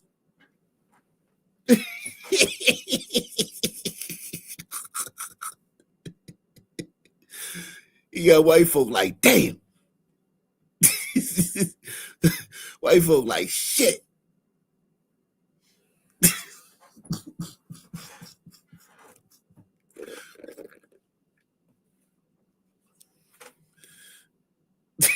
Yeah, dope.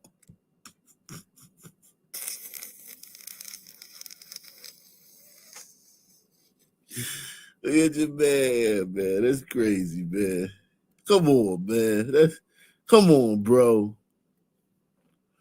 Like now you just flexing now, man. He flexing. It's like when you score a touchdown and shit, and you do like He doing like T.O. When T.O. scored that touchdown, he ran all the way back to the Cowboys, the star at the middle of the field. He did like this. This dude flexing, man. He flexing on him, man. Golly, man. Shout out to everybody watching on Rumble, man.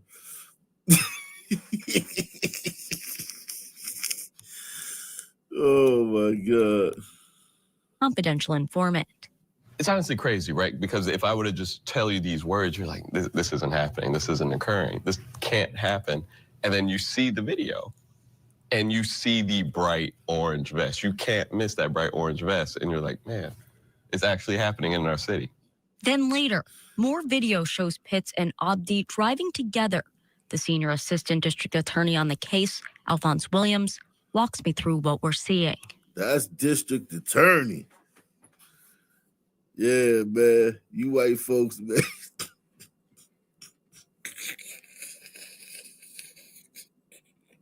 White folk, you know what? White folk gonna be like, all right, cool.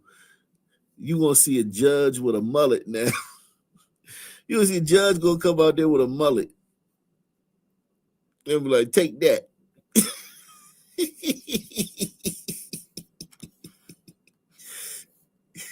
Yeah. Yo.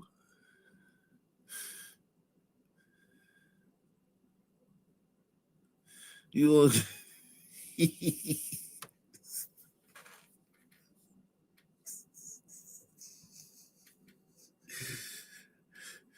oh shit. Police chief gonna have a mohawk.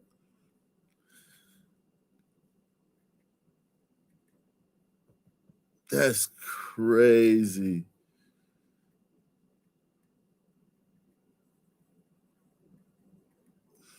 Yeah, he doing too much.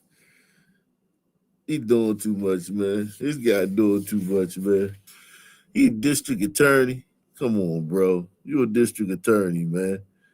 I get you want to be like, hey, young brother, you can be a district attorney one day too, man.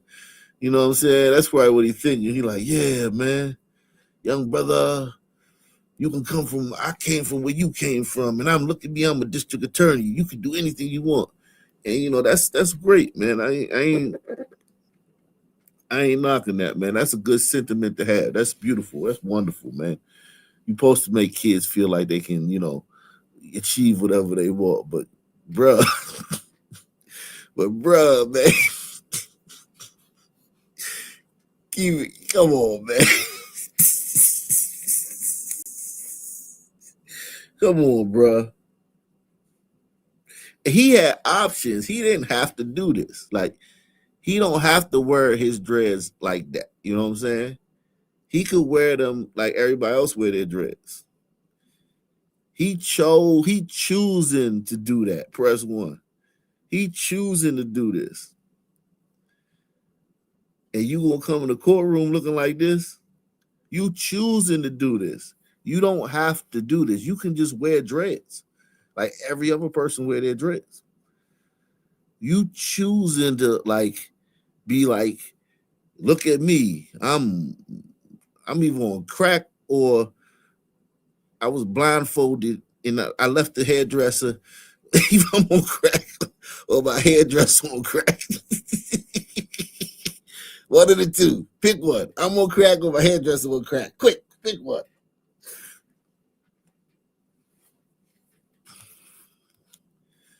He choosing to do this. He could have just had his dreads, you know what I'm saying? Just he choosing to do this.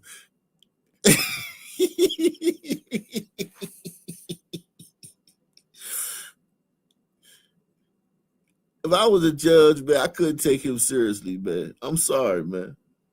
And I'm as nappy-headed as it come, man. You can't put a comb through my shit. And I would be I'd be like, bro, man, you gotta do something with your hair, man. You distracted me, man. I'm trying to I'm trying to do this case. You distracted me, bro.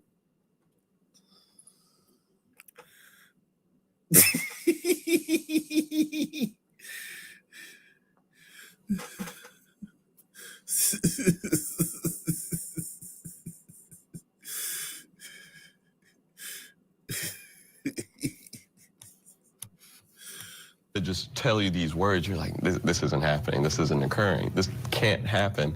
And then you see the video and you see the bright orange vest. You can't miss that bright orange vest. And you're like, man, it's actually happening in our city. Then later, more video shows Pitts and Abdi driving together. The senior assistant district attorney on the case, Alphonse Williams, walks me through what we're seeing. And as you can see, Mr. Abdi's driving. He has the exact same outfit on, and Mr. Pitts is right next to him wearing this bright orange vest. It's a little discomforting, to say the least. Snug, which is gun spelled backwards, hires credible messengers who are... The name of their program is Snug, which is guns spelled backwards.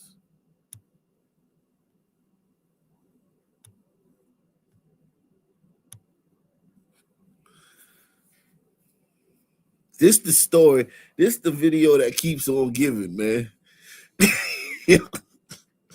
This the thank you, brothers, for the content, man. Thank you, Syracuse, for the content, man. Appreciate you, man.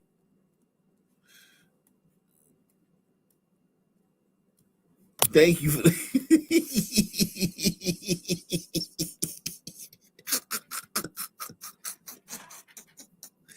Shout out to Bianca Zombie watching on Rumble, man.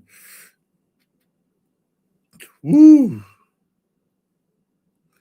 Lord have mercy. Why call it? Why name it? Even if it's gun spelled backwards, why name your violence interruption group? I guess what you're turning the gun around, you shooting yourself. What the hell going on, man? This is insane, man.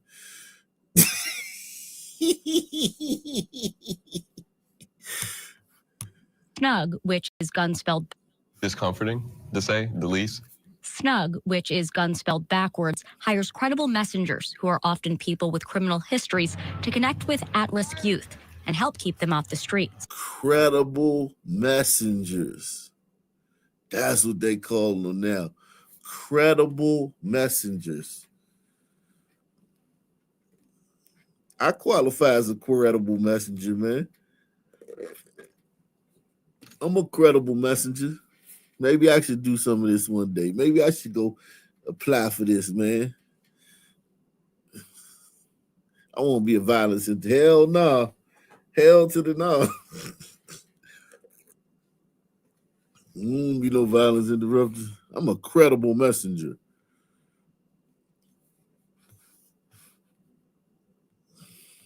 Hires credible messengers who are often people with criminal histories to connect with at-risk youth and help keep them off the streets. This is a state-funded program, and these are taxpayer dollars at work. It's a model long supported by Governor Kathy Hochul and funded. Kathy Hochul. With millions of state dollars. This is an important program because I know that it works. I want to continue investing in what we know has a track record of... You know that it works. They be shitting on the police, the prosecutors. The only thing that niggas on the street respect is police and prosecutors and judges. They don't respect these old ass washed up OGs. Over them, they don't respect these. Listen, they probably don't disrespect these dudes either. A lot of them probably got respect as far as just like respect them. But like you done went away, you done did 10, 20 years in prison. Now you home. It's a whole new group of thugs out there doing their thing. When you went in You went in 2005. You came home in 2023 in the halfway house. Man, now you've been on parole. You've been looking for something to do, and now you're doing this. That little dude that you talking to, he was born in 2007, man.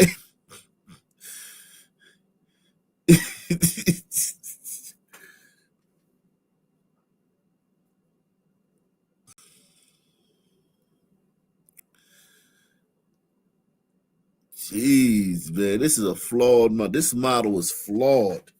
Like, it's just flawed, man. It's a flawed model. It don't work. And you could even see how they think it would have worked. You can see, like, all right, they probably think, I can see what they was thinking. You probably say, all right, I see what they was thinking. You know what I'm saying? I kind of get what they was thinking. Hit the salute to my man, Boy Kachina, man. He says, you're an incredible messenger. Thank you, man. Appreciate you, man. Yeah, I'm an incredible messenger. Appreciate you, Boy Kachina, man. Yeah, make sure y'all keep sponsoring the channel, man. We going in today, man. We going in, man. The streets. This is a state-funded program, and these are taxpayer dollars at work. It's a model long supported by Governor Kathy Hochul and funded with millions of state dollars. This is an important program because I know that it works. I want to continue investing in what we know has a track record, a proven track record of accomplishment. When the arrest first happened, Lateef Johnson-Kinsey, who runs the mayor's office to reduce gun violence, said the incident was disappointing, but isolated. It was 2 individuals, not 20. 2 individuals does not stop what we're doing as a community. So what? So this is what y'all do. Why don't they get some weed whackers and some lawnmowers? Press 1. If they really want to help this neighborhood right here, they need to get some weed whackers and some lawnmowers. You heard?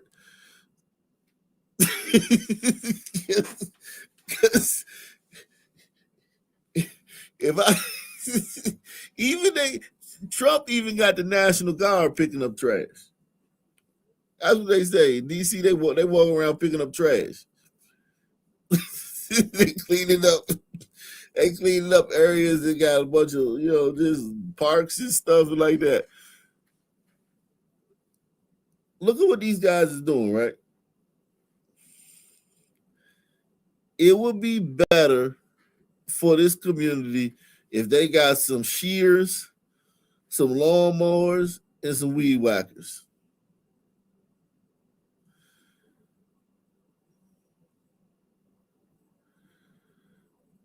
He said neighborhood be looking nappy.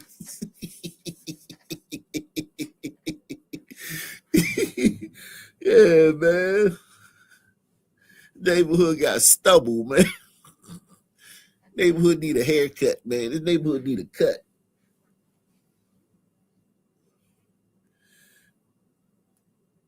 Listen, man. Kathy Hochul, man. Y'all get millions of taxpayer dollars, right? Get these dudes some shears. You can even get them to ride lawnmowers, man. You get them to ride lawnmowers, man.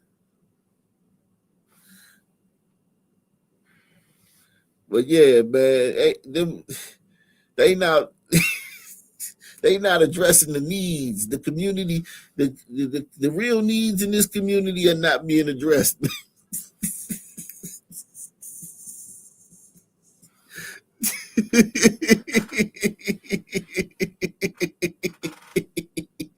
That bush looked like it's alive, man. That looked like that bush about to grab one of them and eat them. It was like the Shop of Horrors or something. That's the bush that's the plant from Little Shop of Horrors.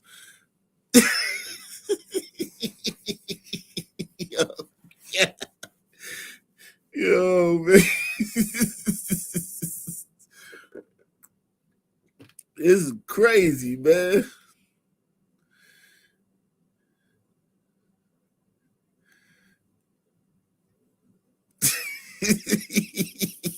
Yo, what the fuck? I ain't even get to nothing I wanted to talk about today, man. Messing with y'all, I didn't even get to none of the stuff that I really wanted to talk about. Violence said the incident was disappointing, but We don't into it, isolated. It was 2 individuals, not 20. 2 individuals does not stop what we're doing as a community. So what's changed since then? News Channel 9 went directly to the state's Division of Criminal Justice Services. A spokesperson says the agency has been closely monitoring the Syracuse site since the arrests, adding that both men were promptly terminated and that the state is now seeking a new organization to run the program locally. But even with these changes, Williams says his biggest concern isn't the program, it's the kids these men were supposed to mentor. So when the youth sees that, they're like, if you're not taking it serious, I'm not going to take it serious. I'm going to be like you, and I'm going to continue to do the things that are plaguing our community at large. It's the community at large. It's the community, the youth that they're supposed to be serving that gets hurt by this.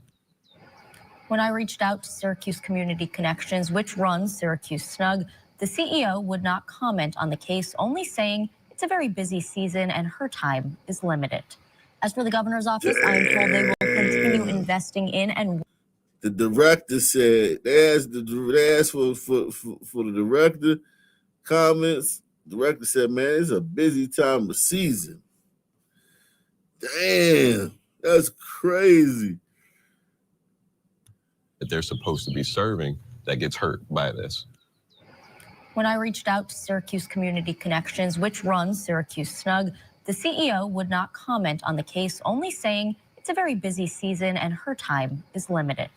As for the governor's office, I am told they will continue investing in and working with their partners to fight gun violence and enhance public safety around the state. Download the WSYR Plus app.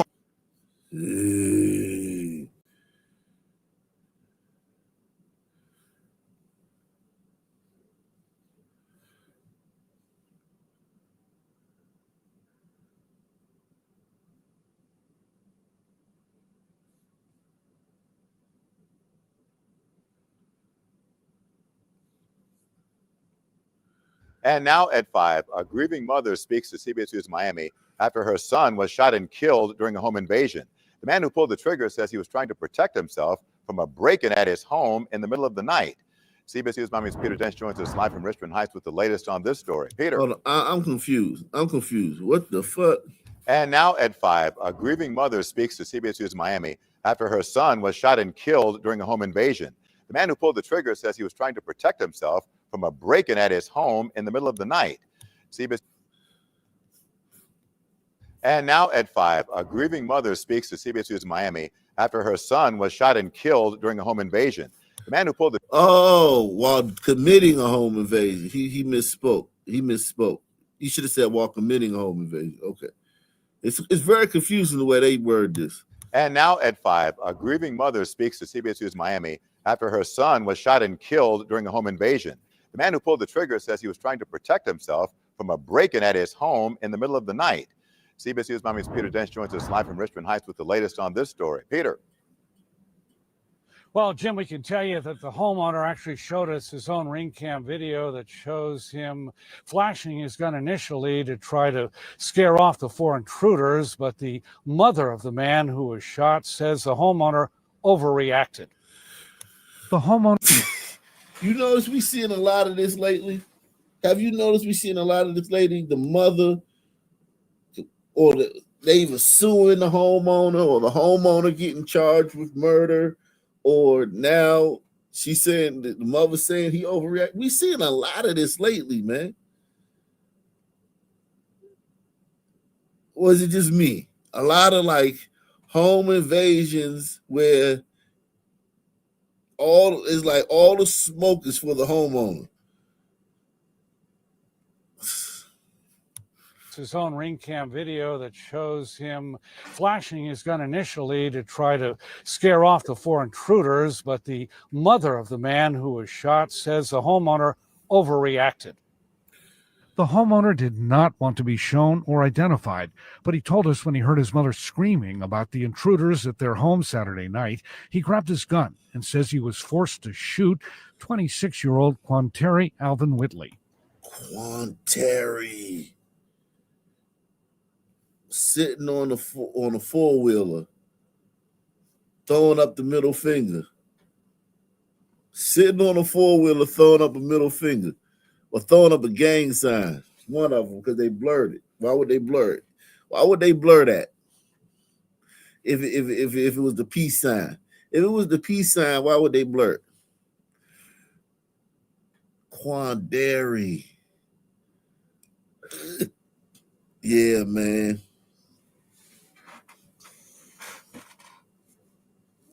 Quandary wasn't up to no good, man. Quandary died doing what he loved, man.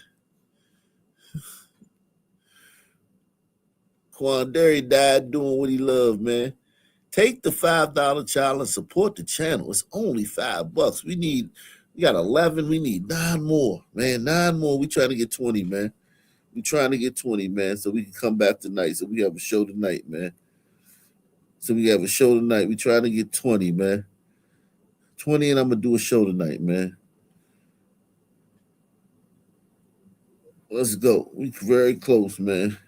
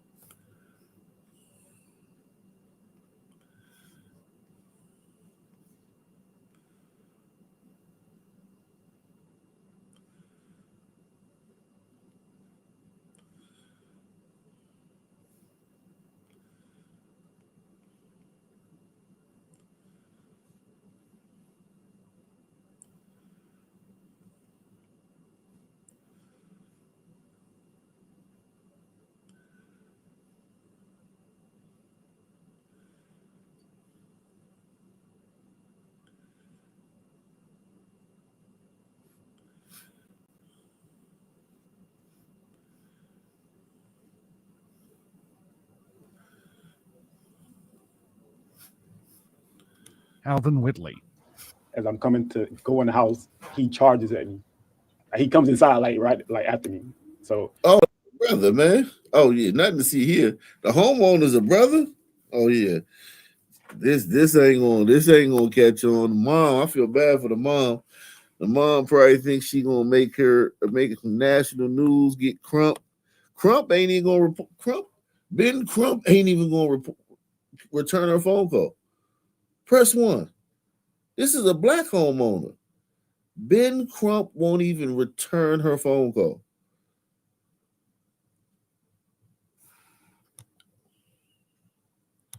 Yeah, your little baby that broke into the wrong house, man, and got himself shot.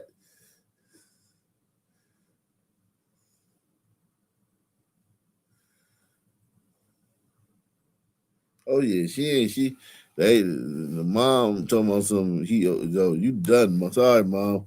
It's a wrap. Mom, oh, like my baby. Nah, Mom, you done. You broke into a black dude house, got shot. This shit over with. We don't hear nothing about this. Quanteri Alvin Whitley. As I'm coming to go in the house, he charges at me. He comes inside right after me. So I shot 2 times, and I wish it never happened. The homeowner could not shot say 2 if any times. of the intruders had weapons. He only shot 2 times. That's great restraint, man. Great restraint, man. You got 4 dudes coming in your house, you shoot twice. That's great restraint, man. That's great restraint on this homeowner, man. This homeowner should not be. They shouldn't even think about y'all. They should just be all right. Good day, sir. Have a good day, sir. He fired twice. He just like that's just a natural reaction when dudes try to barge into your house. You fired twice. Them dudes all turned to track stars. I know exactly what happened. He fired twice, and they turned into track stars. They turned into the U.S. relay team. And since her son got hit, but he didn't chase him down. He didn't keep shooting at him while they was running. He's good. He's good. Because I'm telling you, when they break into them homes, And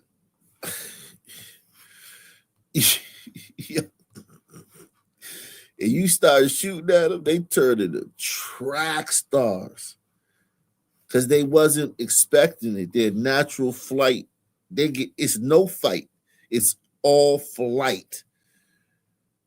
They don't even have a chance to think fight or flight. It's just all flight. Okay? Flight or flight. They like, come on, man, let's go in this motherfucker house. Boom, boom. Dude's like, oh shit. Pew.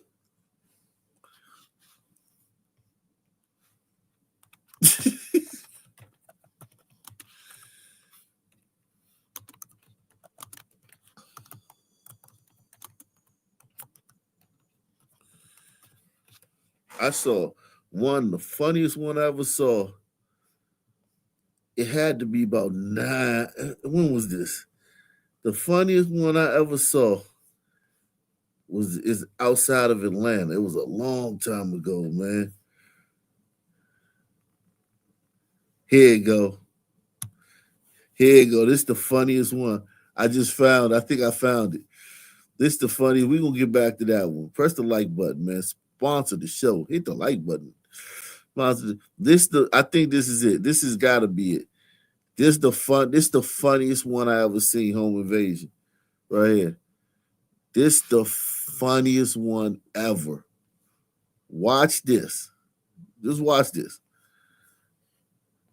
I ain't even gonna stop it. I'm just gonna play it straight through. This is the funniest one ever.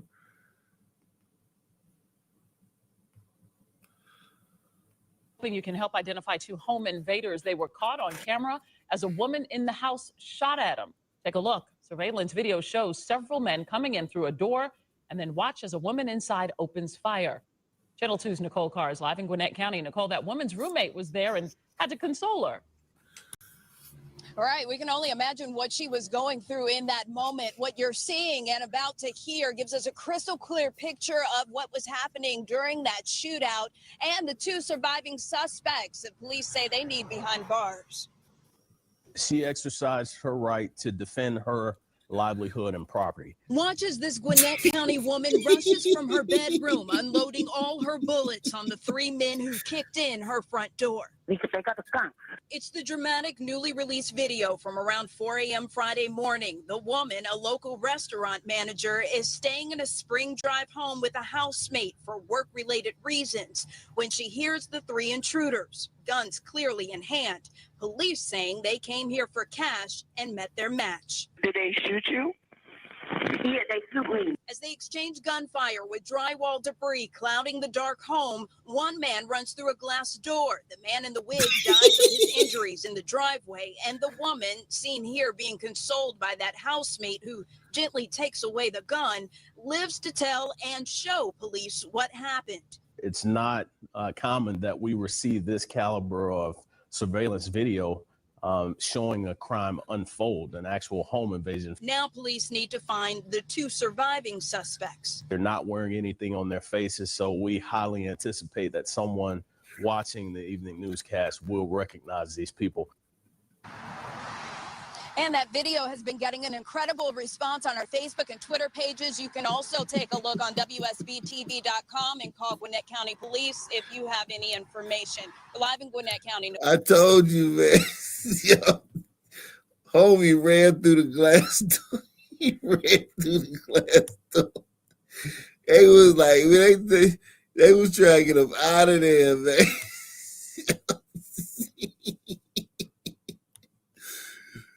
Oh, we ran through a glass door. Right to defend.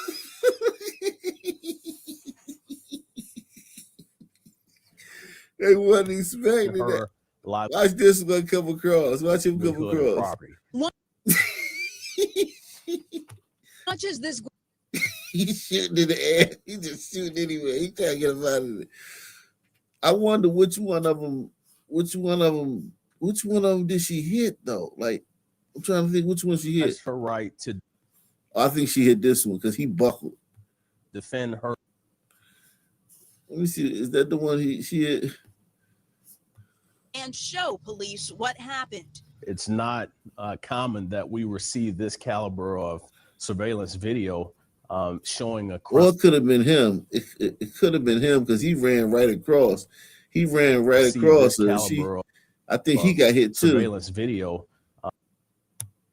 showing a crime unfold, an actual home invasion. Now police need to find the two surviving suspects. They're not. No, he survived. He survived. He survived. They looking for him. So it was the dude in the dark.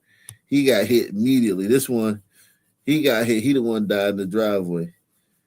He got hit immediately. Soon as she came from the back bus, he got hit immediately. It died in the driveway. God damn, she hit him somewhere vital. He died in the driveway. Bars. She exercised her right to defend her livelihood and property. Watch as this Gwinnett County woman rushes. She overreacted, yeah. I think she overreacted too. You right, man. She overreacted, man. She had to do all that. That's fun. Yeah, I gotta save that one, man. That was one of the legendary ones, man. That was a legendary one right there, man. It's been 7 years since that happened. Yikes. 7 years. Wow. Yikes. Wherever she at now, man, she a G, man. She a certified guerrilla gangster, man. She came out the back buzzing. I told you, when you doing something like that, you're not expecting. You like, all right, we're gonna go in here, tie these motherfuckers up.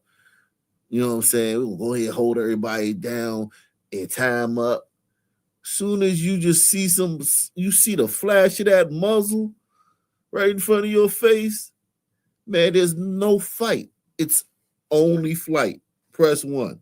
It's only flight. Ain't no fight or flight. It's flight or flight. And that's what happened here. I'm telling you, that's what happened here. That's why he the only one that got shot. Upon Terry Alvin Whitley. As I'm coming to go in the house, he charges at me. He comes inside right after me. So I shot 2 times, and I wish it never happened. The homeowner could not say if any of the intruders had weapons. Whitley's mother, LaShondia Jackson, told me the homeowner should have never opened fire. The way he talked.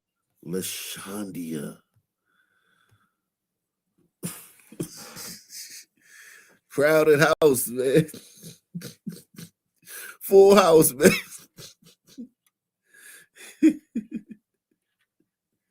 This is a strange condition this day and age to read any good news on the newspaper page. No, that's Family Matters.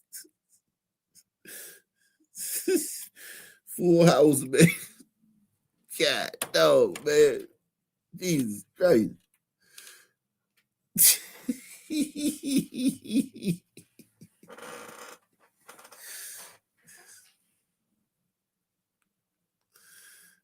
Teeth, man. Teeth.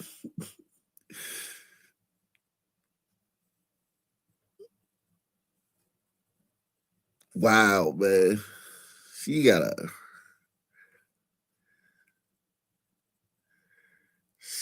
a lot going down there. Ain't a lot of teeth, man.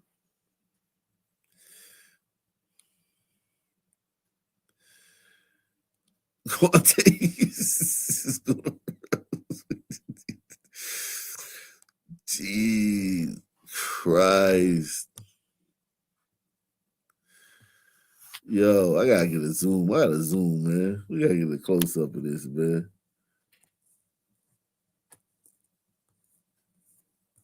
Let's see if we get a close up, man. Let's get a close up.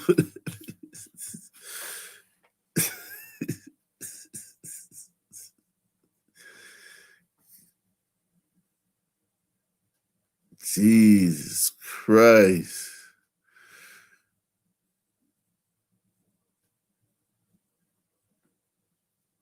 Them joints crowd surfing, man. Her teeth crowd surfing. Jesus Christ, man.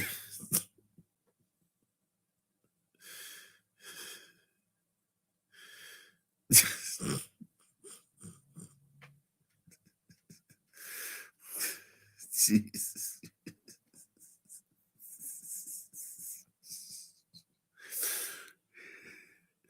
I hope the money he was gonna get get his mother teeth fixed, man. That's the only way. That's the only way you could. That's the only way I would feel bad for this kid, man. If he was doing this to get his mom teeth fixed, man. If that was the case, then he's a hero, man. He died a hero.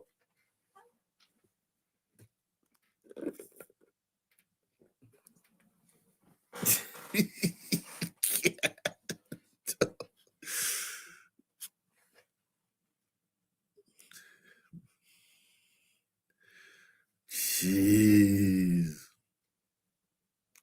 Take the mom's food stamps and Section 8 for having a child out here like that.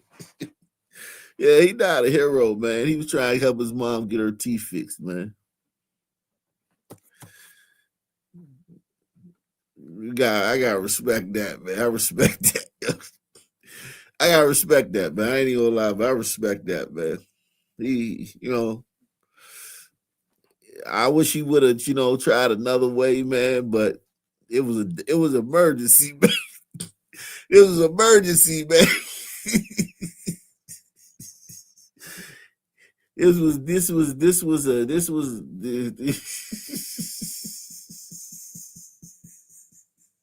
drastic times calls for drastic measures, man. Because you can't even do veneers with that. You can't do veneers with that. The new veneers they put on over their teeth. They lock in the new veneers that all the rappers got. You can't even do that. You can't do that with her.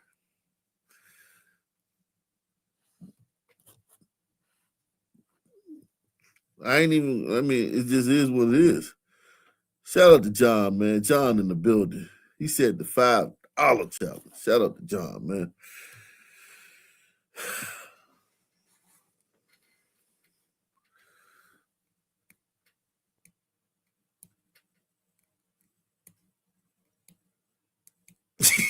Right. Yeah, man. You ever catch a stiffy in class, man?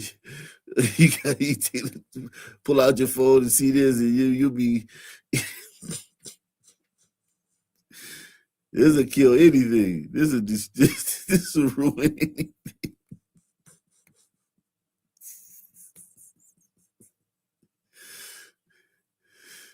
Oh shit. They should give this to pedophiles. It should be like, anytime you see a child, man, pull this out and look at this picture. Jesus Christ. Yikes.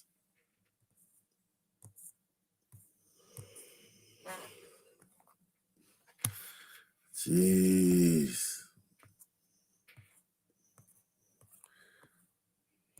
Jesus Christ, man.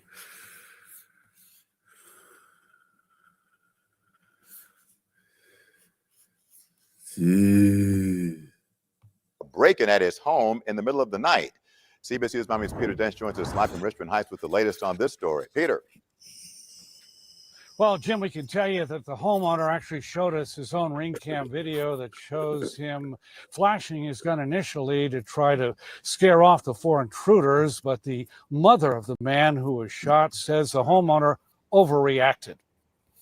The homeowner did not want to be shown or identified, but he told us when he heard his mother screaming about the intruders at their home Saturday night, he grabbed his gun and says he was forced to shoot 26-year-old Quanteri Alvin Whitley.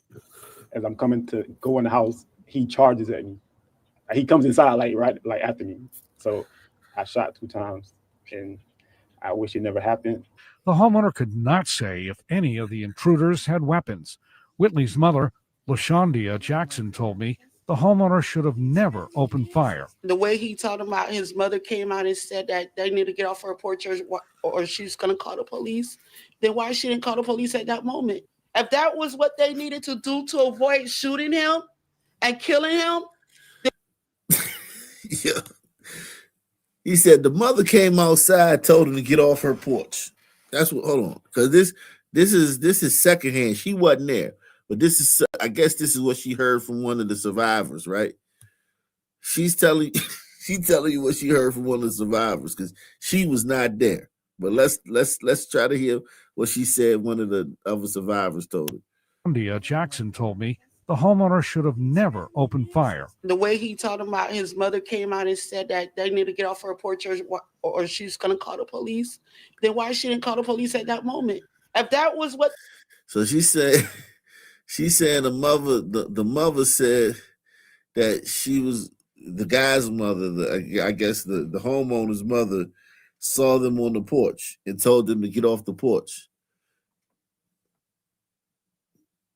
or she was going to call the police. And then the son, he came down there and said that like the guy tried to brush in the house, so he shot him. And the other 3 turned into Carl Lewis, Ben Johnson, and Usain Bolt. And let's just say that's true, right? Let's just say that's true. This is a crazy thing to say, man, on the news, man, when your kid's committing a home invasion. This is crazy. LaShondia Jackson told me the homeowner should have never opened fire. The way he told about his mother came out and said that they need to get off her porch or she's going to call the police, then why she didn't call the police at that moment? If that was what they needed to do to avoid shooting him and killing him, then why she didn't call the police? Ring cam video. Damn, lady. Why she didn't call the police?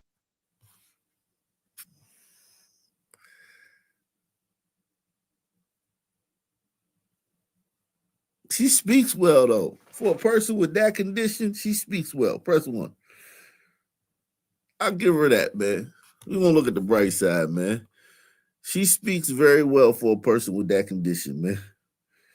Because it looked like you not even supposed to be able to talk. Like it literally looked like you're not supposed to be able to talk with that going on in your mouth. I ain't even gonna lie, man. It looked like you supposed to be like the teacher on Charlie Brown, man. Remember the teacher on Charlie Brown? It looked like you supposed to sound like that, man. When you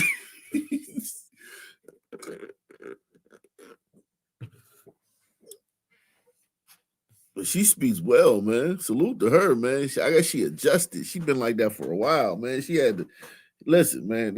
All you people out there complaining about life and everything and the challenges you got, man. Listen, man. You can do anything, man. You can do anything. And I'm not even trying to be funny, man. I'm being real. Like, if this woman can speak the King's English with that going on in her mouth, what's your excuse? What is your excuse? What is your excuse? Huh? What is your excuse?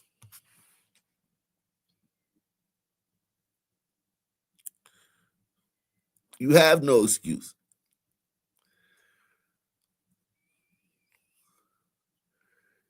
We already said why the son was there to rob GJ. GJ, we already said why the son was there to get money to get his mom's teeth fixed, man. We already said that. You late, man. You must have just tuned in. The son was there to rob the place to help get money to get his mom teeth fixed. All right. Make sure you take the $5 challenge. Support the channel, man. Take the channel. Take the challenge. Sponsor the show. Take the $5 challenge, sponsor the show, support the channel. If you're being entertained, if you're having a good time, support the channel.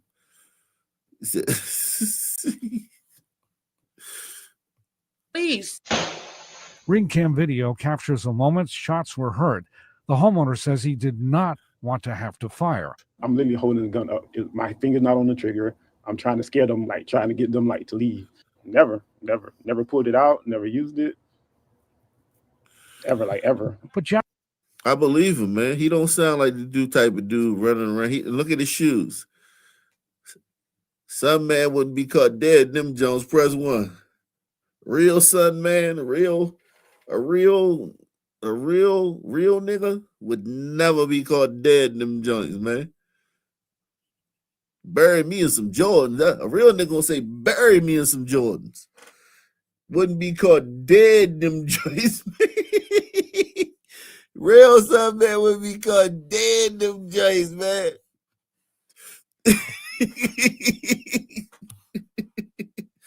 Who said I'm muted? How can I be muted if people pressing 1, man? I'm muted? Who's that saying I'm muted? Somebody get rid of that guy saying I'm muted. Somebody, it's a troll in here saying I'm muted. Time him out, man. He said he got a quarter zip. Yeah, he definitely got a quarter zip. Without a doubt. He definitely wearing the quarter zip. Where the mods at, man?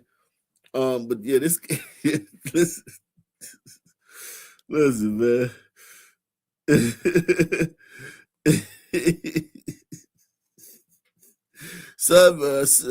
I believe this dude. He probably never even. This is the first time he ever pulled his gun out.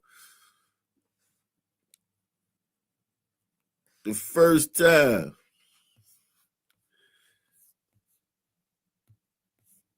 Trying to scare them, like trying to get them like to leave. the homeowner says he did not want to have to fire. I'm literally holding the gun up. My finger's not on the trigger. I'm trying to scare them, like trying to get them like to leave. Never pulled it out, never used it. Ever. But Jackson's mother is challenging what the homeowner is saying. He was a father. He was a son. He was a brother. He was a father. How many kids he had? Was a cousin. He was everything. Did he have run-ins with the law? Yes, he did. But a home invasion was. Did he have run-ins with the law? Yes, he did. We knew that, man. Man, we knew that when you seen him sitting on a four-wheeler throwing up gang signs, man. We knew that, man. We knew he had run-ins with the law, man. We knew that, man. Thank you for confirming it, though, man. Thank you for confirming it, man. Appreciate you confirming it, but I think we already knew he had run-ins with the law.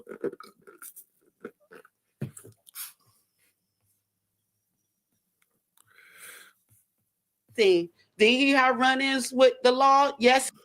Father. He was a son. He was a brother. He was a cousin. He was everything. Did he have run-ins with the law? Yes, he did. But a home invasion wasn't one of them. And I just want to send condolences to his family. I've never been in trouble a day in my life. Never hurt another person a day in my life. Never wanted to shoot a person a day in my life.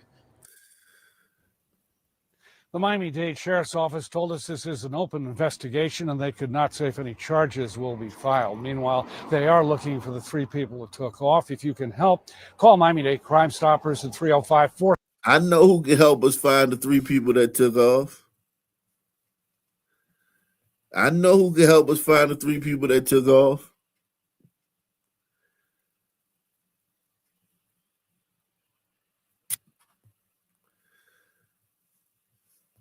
The homeowner should have never opened fire. The way he told him about his mother came out and said that they need to get off her porch or she's going to call the police, then why she didn't call the police at that moment? If that was... Well, your son's dead, so who told you that? It was only 4 people there. It was only 5 people there. It was only 5 people there. Your son's dead. Who told you that? The homeowner? Did the homeowner tell you that? Whitley's mother, LaShondia Jackson, told me the homeowner should have never opened fire. The way he told him about his mother came out and said that they need to get off her porch or she's going to call the police. Then why she didn't call the police at that moment? Turn in your friends, man. Turn in your son's friends, man. Do the right thing, lady.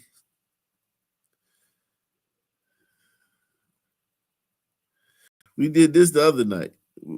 If y'all wasn't here the other night, I'm gonna play this one again. If y'all wasn't here the other night, this one I ain't even gonna stop this one.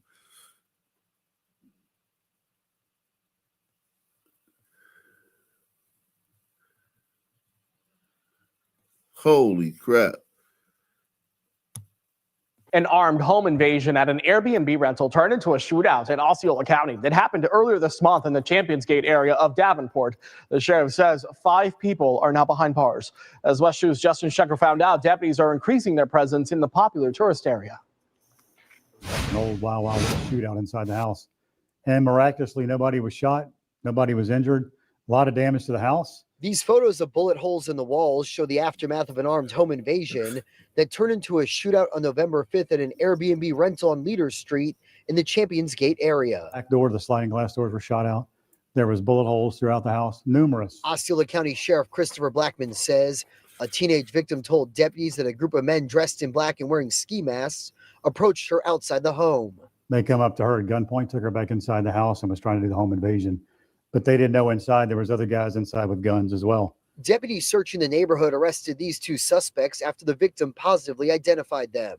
They were booked into the Osceola County Jail on aggravated assault, shooting in an occupied dwelling, grand theft, and armed robbery charges. The sheriff says 3 other suspects were located and arrested this week in Orange County. Now, our criminal investigation division spent a lot of hours with research and search warrants, getting information we needed to lead us to these other 3 people. Sheriff Blackman tells West 2 his deputies have stepped up patrols in the popular tourist area with a lot of short-term rentals. He says recently they've had multiple calls for home invasions.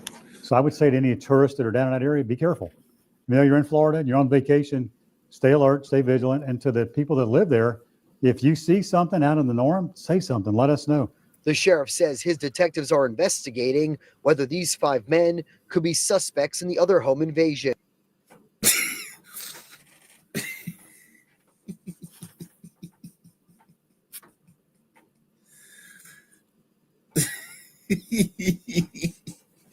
I gotta put my face closer so I look like the 6th one. I'm the 6th one, y'all. I'm the 6th one. I gotta make my face look like this. I can't even make one of them faces, man.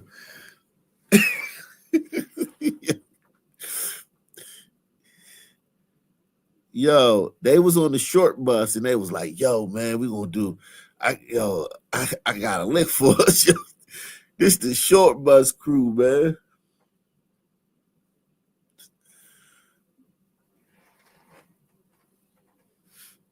Jesus, man.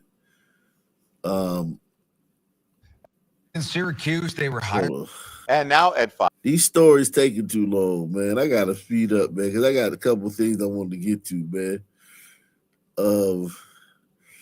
I got a couple of things I wanted to get to, man. There's a couple of things I wanted to get to, man.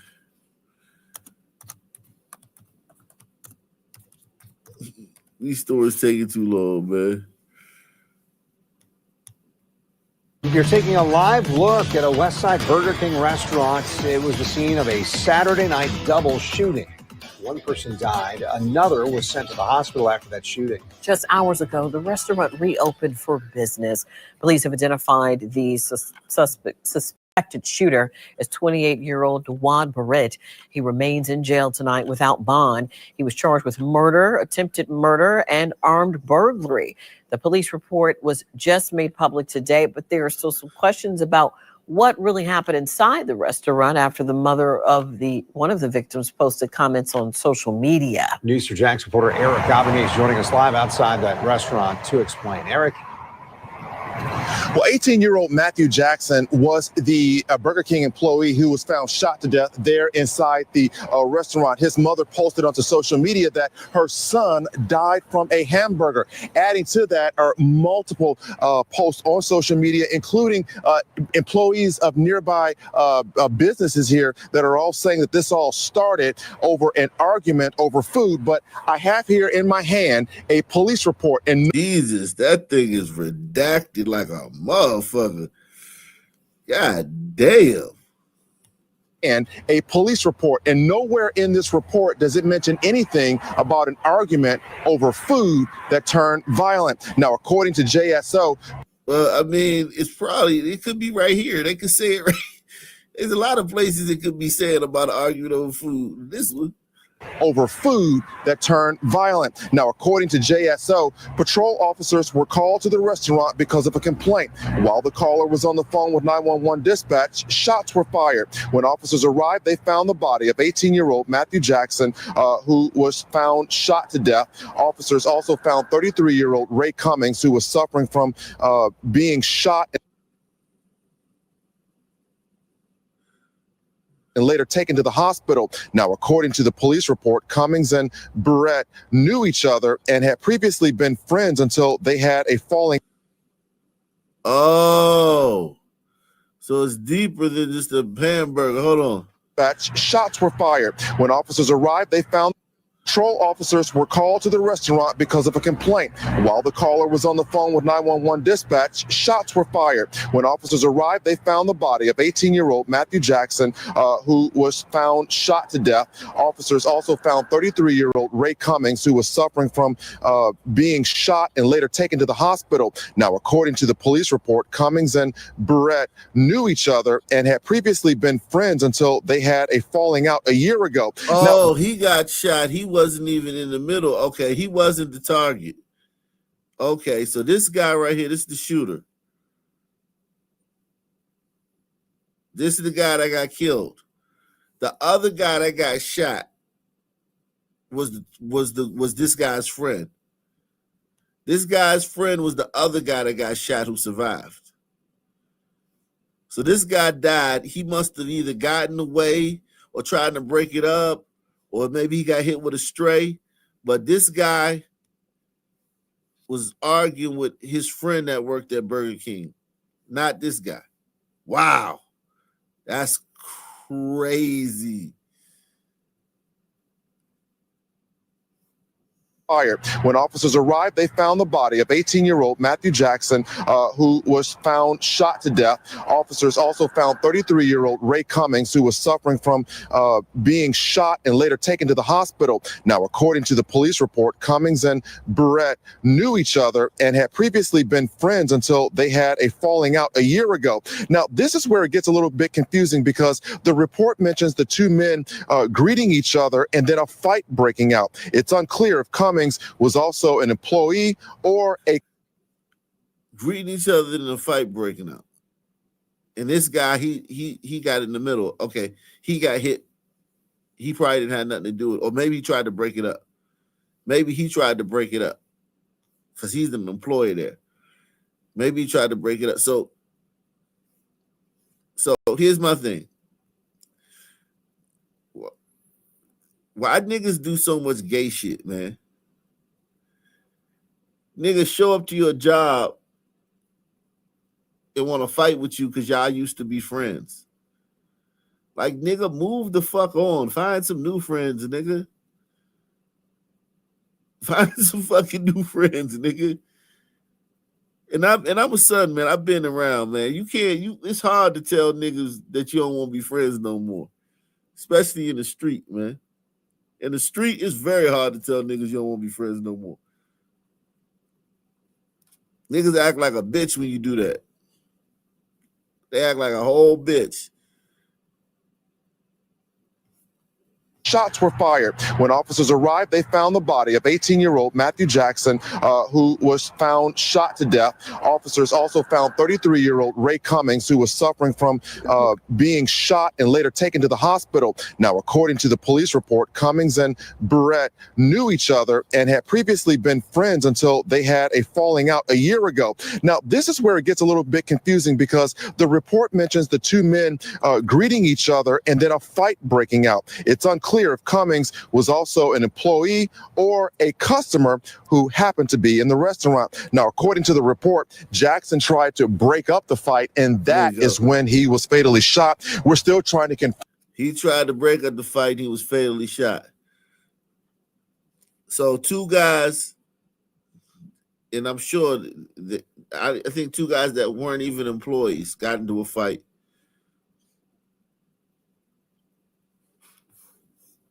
They dapped each other up, and then the fight started. Like, man, why you don't call me no more? Nah, man, that bullshit you did, man, I don't fuck with you no more. What, bitch ass nigga? I'll kill you.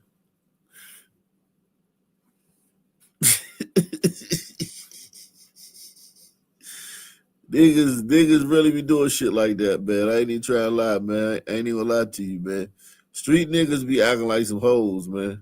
A lot of times, man. A fight breaking out. It's unclear if Cummings was also an employee or a customer who happened to be in the restaurant. Now, according to the report, Jackson tried to break up the fight, and that is when he was fatally shot. We're still trying to confirm also if the fight was between the shooter and Cummings or the shooter and another customer. Again, there's a lot of questions that need answers to this. There's a lot of confusion that needs to be cleared up. Reporting live from the West Side, Eric Avenye, Channel 4, the local station. Okay, so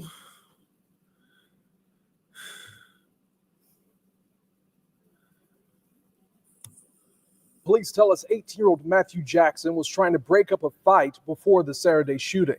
Our Hajaba is joining us now. She spoke with the mother today about all of this. A hard time for her, but she's telling you about her son and the man he was. Yeah, so Natasha Jackson tells me her son was loving, caring, and full of potential. She adds that Matthew also wanted to serve his country and one day hoping to become a Marine. My son was on the clock working when he lost his life. It was Saturday night, November 22nd, at the Burger King on Blanding Boulevard when police say 18-year-old Matthew Jackson was shot and killed after. Hold on, that's not the same kid, man. That's not the same kid. That's not the same kid. That's a different fucking kid. Am I crazy?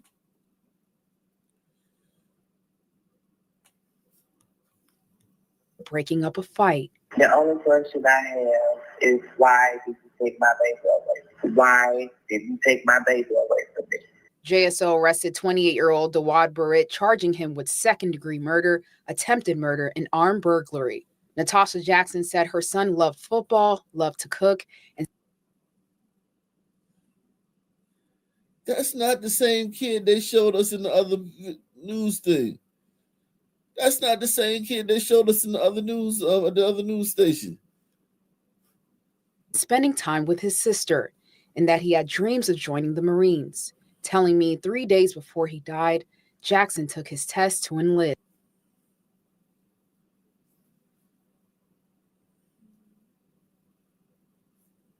Days before he died, Jackson took his test to enlist. I've already signed the paperwork. At that time, he was 17. So it was official that he was going into the Marine. Yeah, this nigga get darker every picture. This nigga get darker every damn picture. This nigga went from light skin to dark skin. Now he fucking, what the fuck? It was not only a dream of a goal, that was happening. Jackson says Matthew was the kind of person who brightened up any room he walked into. He gave God first in everything he did. He prayed before he went to school. He prayed before he went out the door. Anybody that was even in his energy. He uplifted. Now, Shut up. You're taking a live look. Let me look where. Is that the same kid?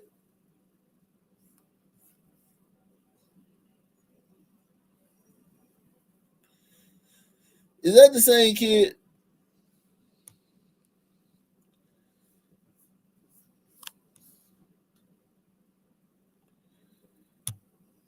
Police tell us 18-year-old.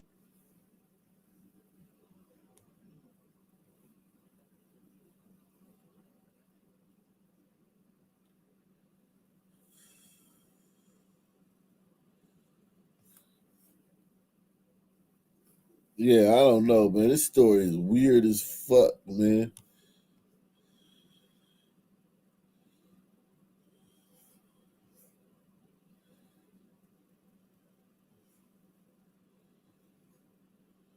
All right, man. Let me.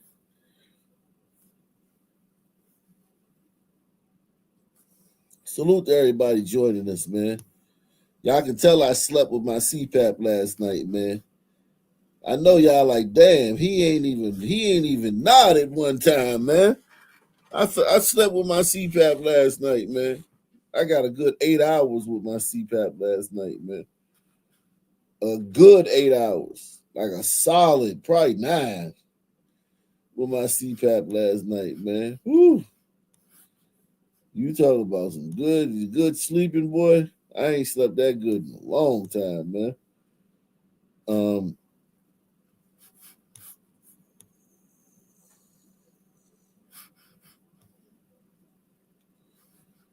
Patrick Henry mall shooting. What the fuck? For the record, can you guys say your name and your titles, please? Phil Jones, current mayor, City of Newport News. Steve Drew, Chief of Police here at the City of Newport News. I just want to say thanks everyone for coming out. The first thing I want to say is we're doing this in order to make sure that we have the correct information to the public. First, I want to give a public recognition and thanks to our first responders who were immediately on the scene. Chief Drew is going to talk more about what actually happened. What I'm here to tell everyone is that this is a safe city, a safe place. Today, the mall is going to be closed. However, some of the anchor shops, so your Macy's, your JCPenney's, your Dick's Sporting Goods, on the exterior, they're going to remain open. This is an isolated incident, and Chief will talk more about what happened. Yeah, thank you, Mayor, for that. So I think the Mayor summed it up. What happened today is at 10:51, there was a call of a shooting inside a store located inside our mall. At 10:52, officers were already on scene. One of the reasons they were here so quick is during the holiday season, with all the shopping areas that we have going on, we have what we call holiday patrols, and 2 officers came to the mall to kind of do a quick check to make sure it was okay before they checked out other locations. So within a minute, we were at the scene. What they found is 2 individuals inside of one of the stores inside the mall. One was transported to an area hospital where, unfortunately, despite life-saving attempts on his life, unfortunately, he succumbed to his injuries about 30 minutes later, about 11:23, 11:30 at an area hospital.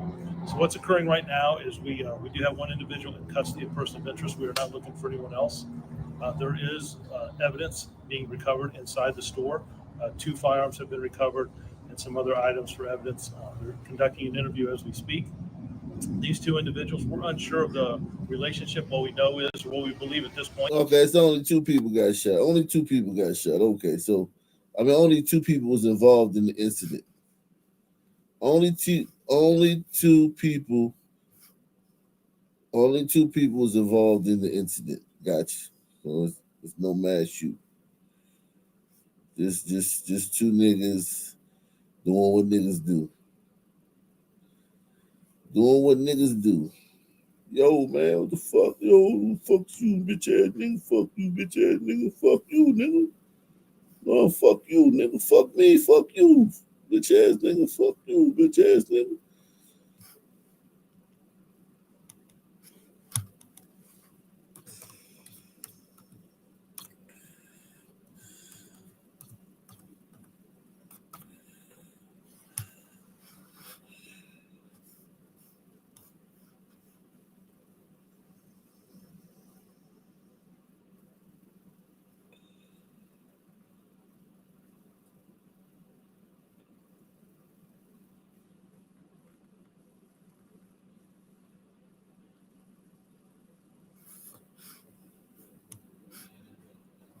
This morning, harrowing new video of the moment a gunman opened fire on National Guard members, just blocks from the White House. The images, taken by a passerby and shared exclusively with the Wall Street Journal, appears to show the suspected shooter holding a revolver and National Guardsmen firing back. 2 Guard members were hit. 24-year-old Air Force Staff Sergeant Andrew Wolf remains in critical condition. President Trump sharing the news during a Thanksgiving event. He's in very bad shape. He's fighting for his life, and hopefully we'll get better news with respect to him. 20-year-old Army Specialist Sarah Beckstrom died of her injuries. Overnight, law enforcement lining the streets of Washington, D.C. to honor the fallen service member. Her father on Facebook writing, "My baby girl has passed to glory." Now, new details emerging about the alleged shooter, identified as Afghan national Ramanola Lochinwall. A lone gunman opened fire without provocation, ambush style, armed with a .357 Smith & Wesson revolver. Lochinwall will now be charged with murder in the first degree. It is an ongoing investigation of terrorism. Make no mistake about it. The 29-year-old Lochinwall served in the Afghan army alongside U.S. troops for 10 years, working in a CIA-backed Zero unit.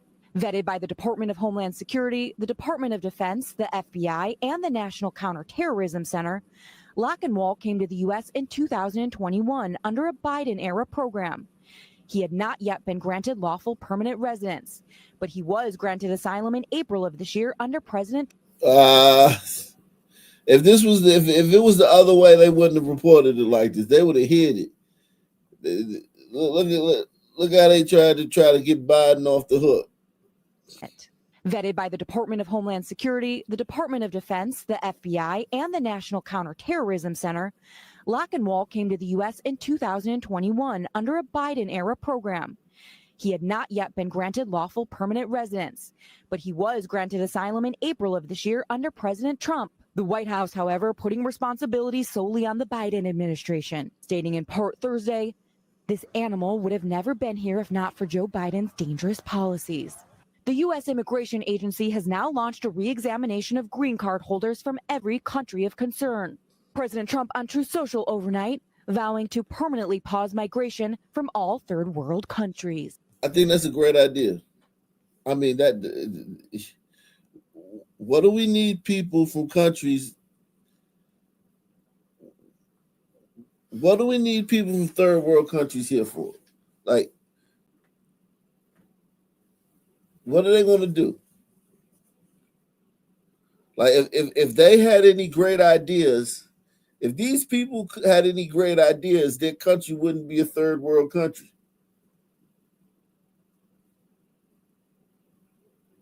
I'm going to venture to say, man, these people suck for leaving their third world country and not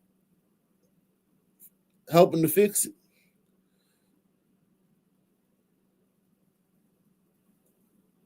These people suck. Why not stay in your country and try to fix it, make it better? Why cut and run and come here? These people are assholes.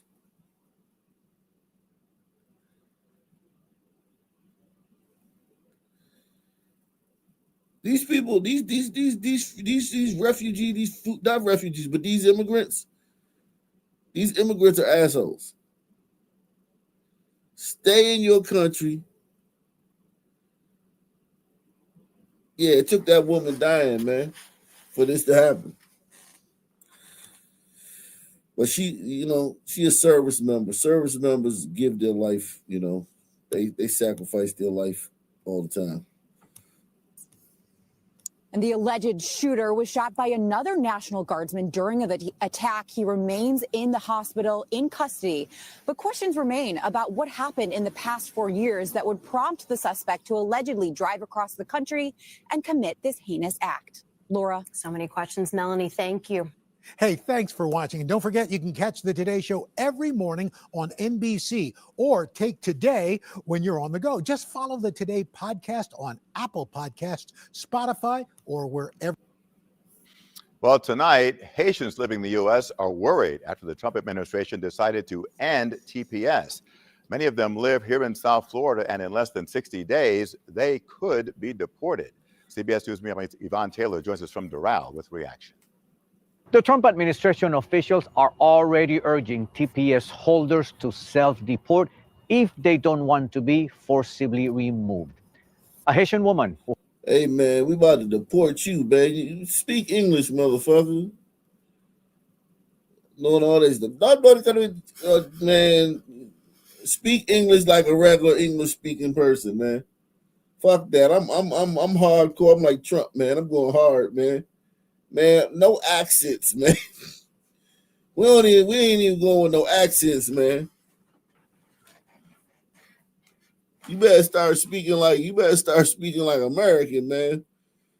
We don't want you to speak English. We want you to speak American. No accents, man. No motherfucking Bomaclad shit. No Quickie Mart shit. None of that shit. You gotta speak motherfucking American. Fuck that. This motherfucker crazy, man.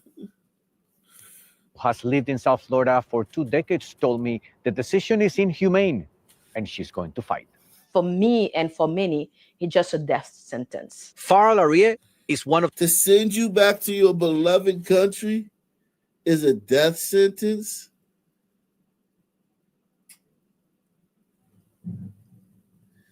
Sending you back to your beloved homeland is a death sentence.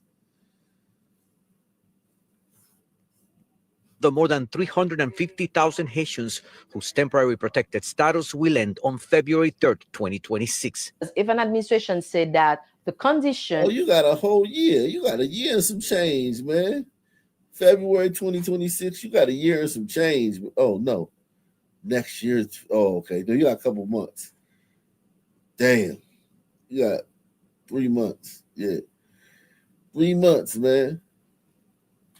Go back to Haiti and fix Haiti, man. Go back to Haiti and fix Haiti. Fix your little piece of Haiti. You ain't got to fix Haiti. Fix your little piece of Haiti where you going to be at.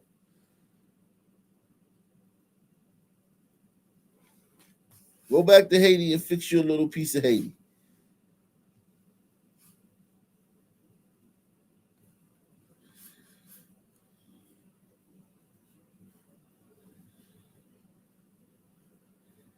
Fix your little slice of Haiti.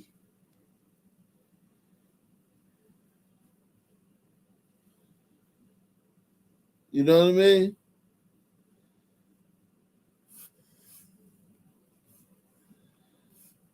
That the condition in Haiti are stable, that Haitian can come. This is a big lie. Homeland Security Secretary Kristi Noem acknowledged the humanitarian and political problems in Haiti. Yet, the termination notice of TPS for Haitians said, based on the department's review, the secretary has determined that while the current situation in Haiti is concerning, the United States must prioritize its national interest, and permitting Haitian nationals to remain temporarily in the United States is contrary to the U.S. national interest. By getting this news, it's like a sour pill. The Trump administration made the announcement on the eve of Thanksgiving. That's how he take us the day before Thanksgiving, and I think this was very ungrateful. We have daily situations of rape, of kidnapping, of murder. Paul Manfi is a Haitian activist in South Florida, appalled about DHS justification in spite of the gang's control of Haiti. The Trump administration officially designated 2 Haitian gangs as foreign terrorist organizations back in May of this year. Is everyone just going to go back, or your organization and any Haitian organizations will take some sort of action? And if so, what? First of all, this is in court. Manfi said next week Haitians will announce their legal actions, but they will also be sending a message to the American public. We worked very hard here in South Florida and throughout the United States, putting food on the table of Americans. Through agriculture, building the buildings that you see in construction. I've been living there. So now they putting food, now the Haitians put food on our tables and build our buildings. Man, fuck you, nigga. Haitians ain't putting food on our tables and building our buildings. These motherfuckers, this is blasphemous, man. Somebody need to slap that kufi over his head. hard here in South Florida and throughout the United States, putting food on the table of Americans through agriculture, building the buildings that you see in construction. I've been living in the United States for 20 years. So I've established myself. I can see someone saying, well, how come this lady has lived in this country for 20 years and she only has TPS? What do you respond to that? That's a great question. We didn't choose to be undocumented. Democrat and Republican, they fail us. They fail the system. They never come together to pass the immigration, to pass a reform. And that's why many people got stuck in the middle. Well, on Monday, members of the Haitian community will hold a news conference to announce their next step to stop the end of TPS for Haiti. We are in Doral. Ivan Taylor, CBS News, Miami.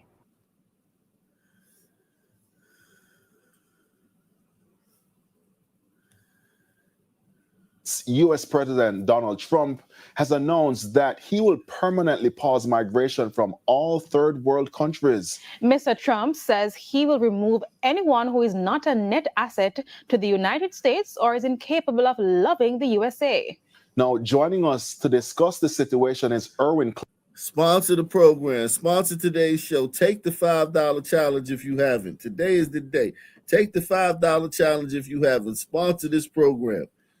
Listen, this is the Jamaican news, straight from Jamaica, man, straight from Yard.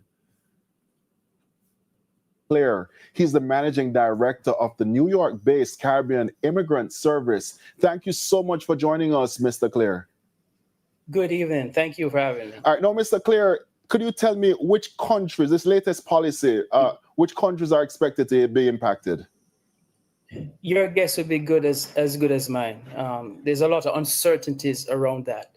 As you know, the whole third world usage for countries, poorer countries, one of those geopolitical terms that terminologies that many times it's in the definition that we'd have to wait for on the president's part.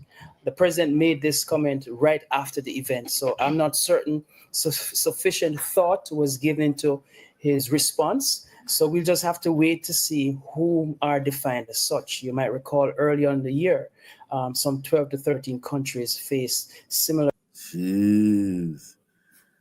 I can't understand you motherfuckers, man.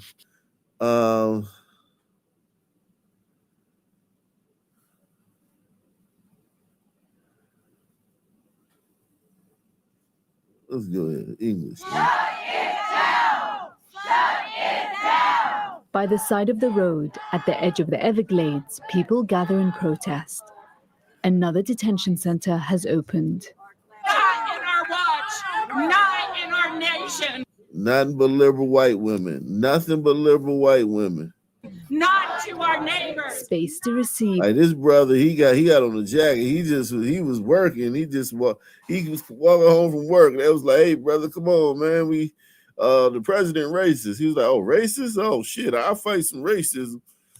Illegal immigrants that President Trump promised to crack down on. In just months, around 350,000 Haitians who've been living here legally are set to lose their right to stay. Everyone here has come to protest against the opening of this new controversial detention facility known as Alligator Alcatraz. There are hundreds. Hold on, let me see your name, baby. Nawal Al-Mag. Yeah, you going too. You gotta go back to the Muslim country, man. Since you got so big of a problem with America, why don't you go back to your Muslim country? See how you like that, ma'am? There should be no way a Muslim woman should ever complain about America. Press 1. No way. They should never even co-sign.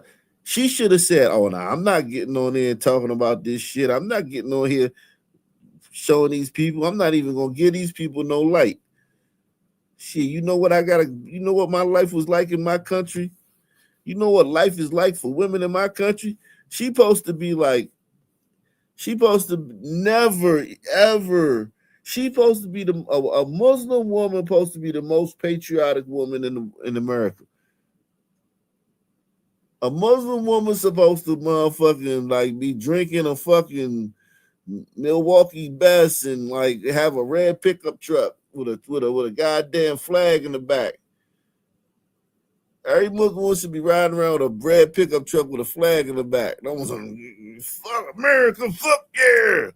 America, fuck yeah. Bitch, do you know what your life gonna be like when you go back to your country? This is insane. Detention facility known as Alligator Alcatraz. There are hundreds of men and women that have been brought here from Latin America, the Caribbean, and even Haiti. Now, we can't know for sure how many are in there right now, but it can house up to 2,000 people. And every day, more and more immigrants are being brought here as they fight their case to stay.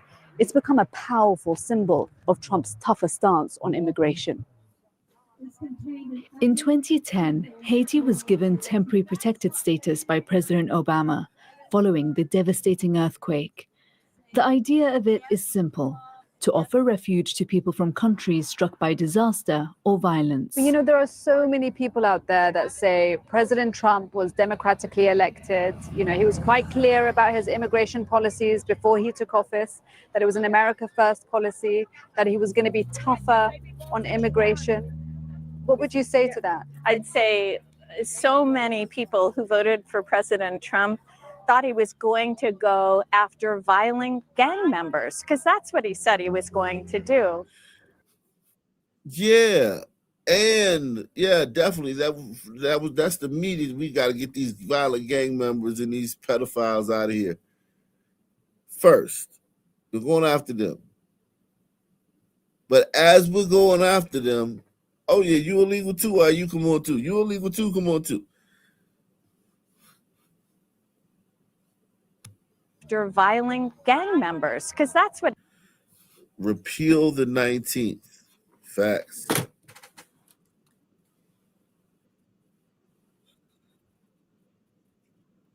Repeal the 19th.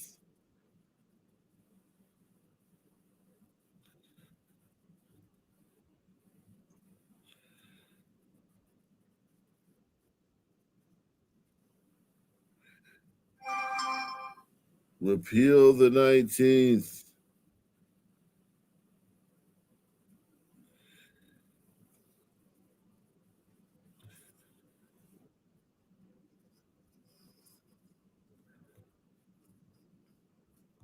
He said he was going to do. From Little Haiti in Miami to neighborhoods across the state, Florida's Haitian community has shaped the culture and economy here. Even though their status is temporary by name, it allows people to establish lawful lives in the US, joining the workforce, paying taxes, and supporting their communities instead of remaining undocumented. You're not learning Spanish. I'm in Spanish. Okay. For families like Marvin's, this not only meant safety, but the chance to be together. He was adopted by an American family at the age of 3. His biological mother, Gerline, gave him up in Haiti, hoping he'd have a better life. It must have been so hard as a mom to decide to take your son to the orphanage and to give him up for adoption because of the way life was at the time. It scarred me. When you've given birth to a child and then you have that baby taken away, I wanted a better life for him. That's why I gave him up for adoption. Years later, she and his sister Rochelle were able to reunite with him as conditions in Haiti worsened.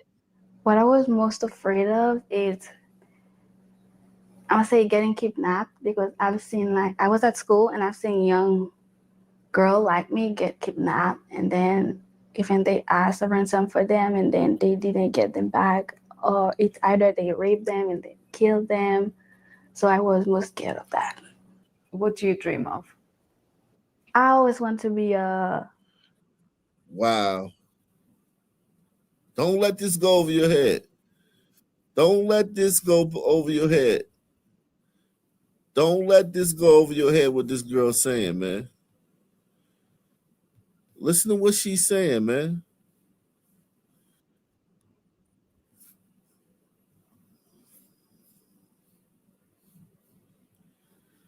Listen to what she's saying.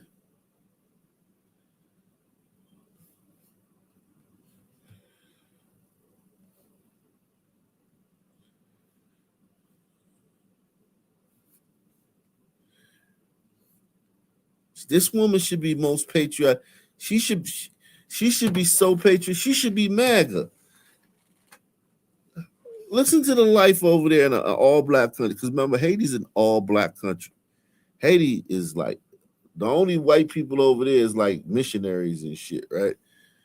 Not only meant safety, but the chance to be together. He was adopted by an American family at the age of 3. His biological mother, Gerline, gave him up in Haiti, hoping he'd have a better life. It must have been so hard as a mom to decide to take your son to the orphanage and to give him up for adoption because of the way life was at the time. It scarred me. When you've given birth to a child and then you have that baby taken away, I wanted a better life for him. That's why I gave him up for adoption. Years later, she and his sister Rochelle were able to reunite with him as conditions in Haiti worsened. What I was most afraid of is, I would say, getting kidnapped, because I've seen, like, I was at school and I've seen young girl like me get kidnapped, and then even they asked a ransom for them and then they didn't get them back, or it's either they raped them and they killed them. So I was most scared of that. What do you dream of? I always want to be a nurse, but I don't get to go to school yet because with everything that's happening. So right now I just like working thing and it will help some of my family back in Haiti because they cannot work. Stacy, Marvin's adoptive mother, is doing all she can to keep the family together, but it's out of her hands. His sister Rochelle is now too old for Stacy to adopt, and so these two siblings could have very different futures. I dreamt of a world where he would be loved and able to have an education, and to be honest, I dreamt of a world where he could eventually go back and find a way to serve his home country again if he so chose. Can I ask? Well, now he's being listen, what have you been doing all these? He's 20, what is he, 18, 19? He's had a U.S. education, and listen, man, he's ready to go back. Most people over there can't even fucking read. He's had 12 years of a U.S. education. He's ready to go back. He should go over there and join like with some other, because all of y'all are going back. So think about it. They got 340,000 people that's going back, right? Y'all go back and get together. Y'all start your own village. Why don't they just go back and do like the white people did in the Ozarks? Go back and like get some land and start your own village. And make it nice and clean like America. Make it plumbing, and I know you got some plumbers and some Haitian plumbers and some Haitian carpenters and some Haitian builders and some Haitian.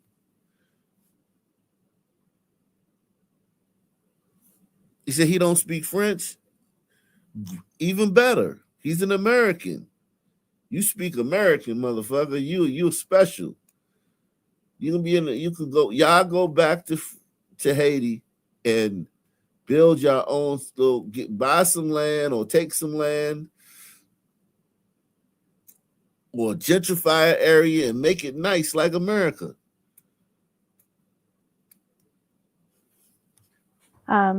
To be honest, I dreamt of a world where he could eventually go back and find a way to serve his home country again if he so chose. Said they scared of them thugs. Hell yeah, they scared to death of them thugs. Barbecue ain't playing. Yeah, them thugs, them Haitian thugs different than American thugs.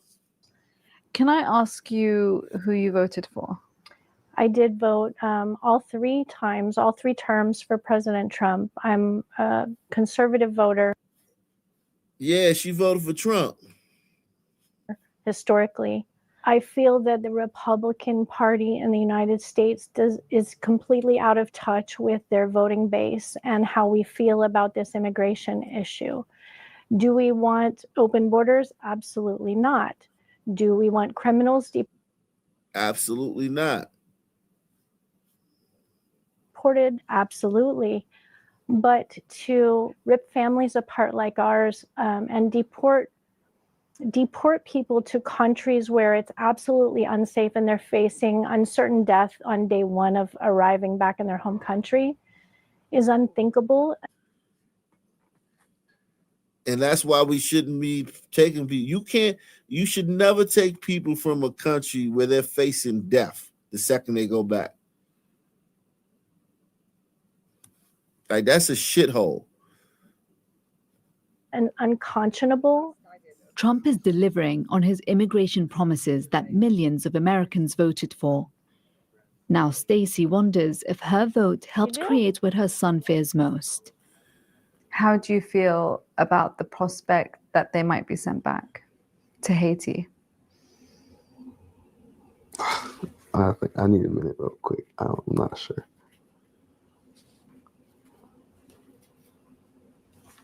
I don't really know how to put it in words. I definitely think it is going to be very hard. I don't want to have to imagine having to watch them have to go back on a plane, me not knowing if I can talk to them or what's going to happen to them if they have to go back.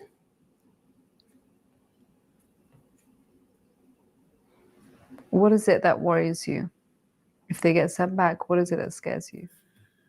That they have to interact with Haitians. Press 1. What worries me, bitch? What worries me is that they're going to interact with Haitians.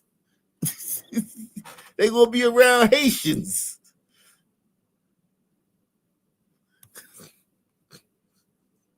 That's what worries me. They're going to be around Haitians. What worries you about you going back to Haiti? Being around Haitians.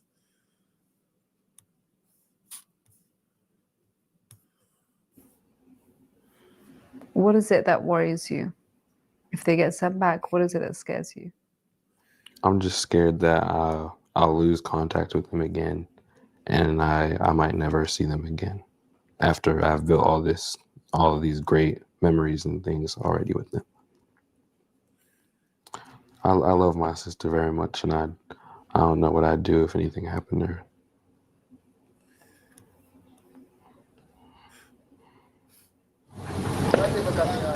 And this is where they're at risk of being sent back. This just the regular day. In America, maybe if a fucking truck tipped over or something, it was an accident. This is their regular day. There was no accident on the road. This just how it looks. If like a Amazon or a fucking goddamn Target truck tipped over and all the products fell on the ground, that's, you know, and even in America, it would be cleaned up within hours. Press 1. This is just a regular day in Haiti. Nothing happened. The sun came up, and this is what it looks like. To Port-au-Prince, Haiti. This is not Gaza. I want you to think. This is not Gaza.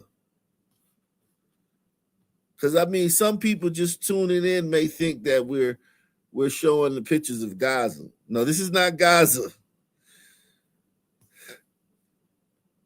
Take the $5 challenge, support the channel and the great work we're doing here. If you're being entertained, man, support the channel. We in the 4th hour. We in the 4th hour. I know we can get some people to support the channel in the 4th hour. 4th hour going strong. This is not Gaza.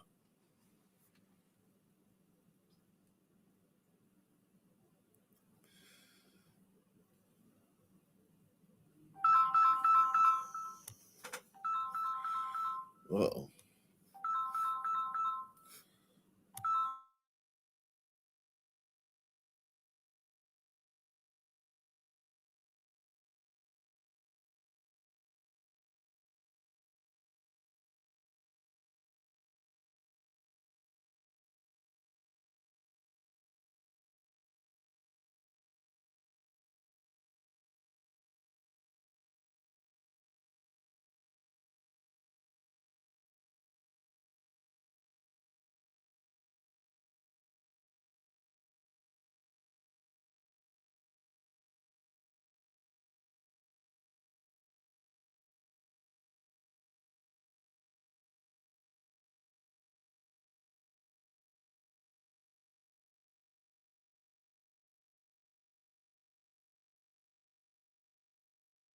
We were there just 5 months ago and found a city in ruins, where gangs now control 90% of the capital. Sexual violence is rampant. 1.4 million people displaced nationwide, living in camps ravaged by disease and malnutrition.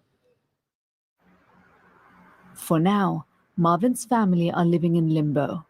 But local Republican chair Sam Romaine says their status in America was always temporary. If you built your life for 20 years on a temporary status, I have a really hard time feeling bad for that when all of a sudden the temporary status suddenly expires. You knew that it was temporary. You built your life on a temporary status, and now that you're upset it's expiring, we knew what the rules were. And so this is where immigration law becomes challenging, is that I do think immigration policy reform does need to happen. But I don't think that's the case. I think temporary protected status is based on two things: your country having gone through a natural disaster, or your country being unsafe to go back to. And it's temporary until those things are resolved, until your country is safe enough to go back to. Who is the arbiter of when this country is safe or not safe? I am not qualified to make that decision. I believe that the United States has put out a travel advisory saying American citizens can't go back to Haiti because it's unsafe. Well, we're not So I citizens would of say, Haiti, though.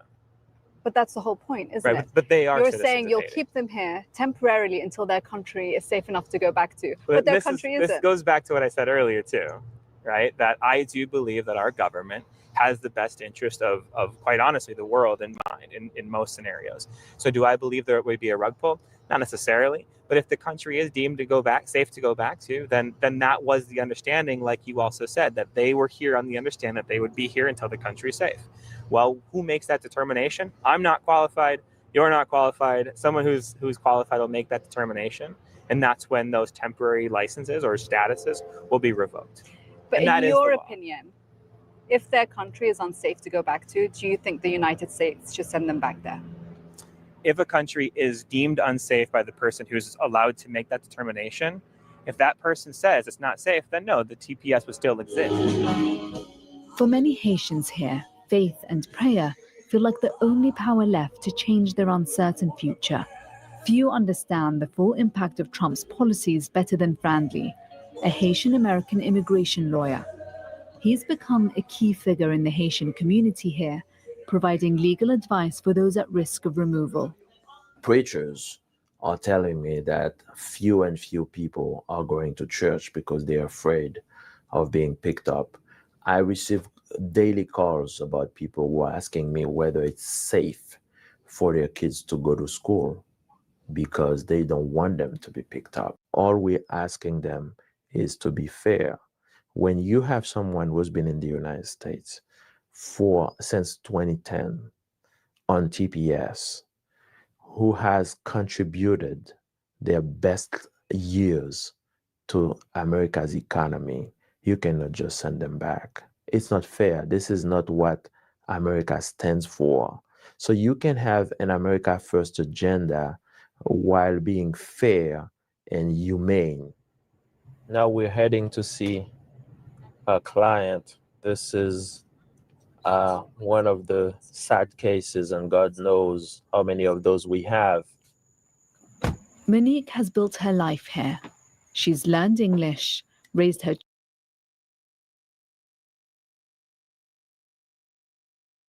I was listening while I had to do something. I was listening though.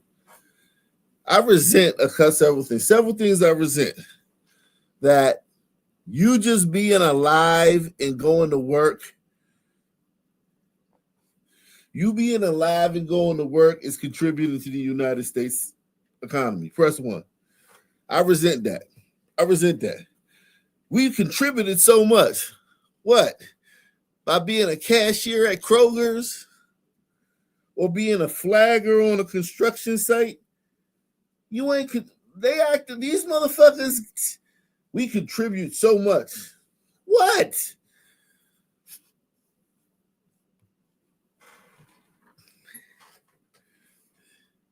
And then the implication of calling it inhumane, right? They keep throwing that word inhumane around, right? So the implication is that we're not humane.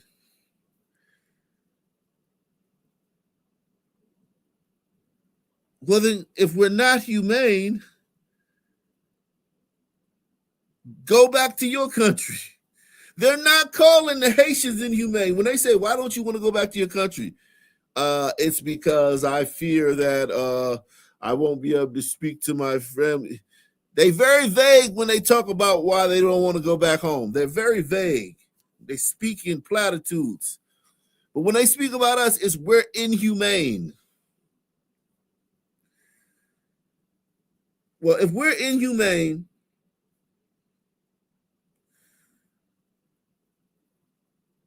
then okay, then get the fuck out. Fuck off.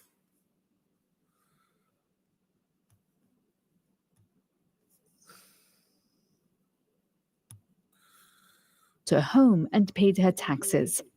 She's the only member of her family at risk of They deportation. say she paid her taxes. Listen, they take the taxes out your fucking check. Press 1. They take the taxes out your check. They acting like she a millionaire or something. She getting credit for paying her taxes. Listen, you take the taxes out of your check, and you should. How you?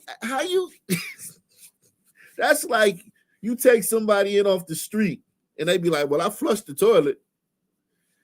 You take somebody in off the street, you like, "Hey, man, it's time for you to get up out of here, man." You know what I'm saying? I gotta let you stay up in my house for a while. I make my bed every morning. I put my dishes in the sink after I'm done with them. Like, well, nigga, I mean, great.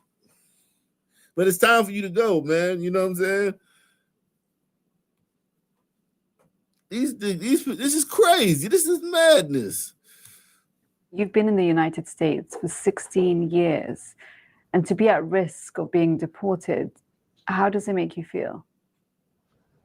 I feel like I'm dying because 16 years I would. Look how full her hands are. You could tell she's overweight. You could tell she's overweight. We ain't seen a skinny Haitian yet, have we? We ain't seen a skinny Haitian yet. They all over here eating good and living good. So yeah, cut the inhumane shit. Because it's disrespectful. Cut the inhumane talk about how inhumane we are. It's very disrespectful. Of my country, and now my country no good at all. Gang everywhere, earthquake, you lose everything already. We don't have nowhere to go. What would be your message to those people who have decided this? We don't have no country. We don't have no country. There's no Haiti. Only the message I can tell them: don't send them to Haiti. Kill us. Kill us, and that's it. He said, kill. She said, kill us. Don't send them back to Haiti. Kill us. Wow. That's crazy.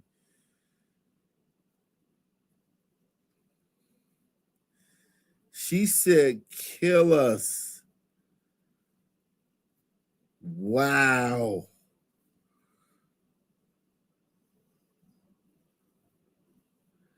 I don't want to see no more Haitian flags in people's windows. I don't want to see no more Haitian flags. When some nigga score a touchdown, breaking out the Haitian bandana, I don't want none of that shit. Listen.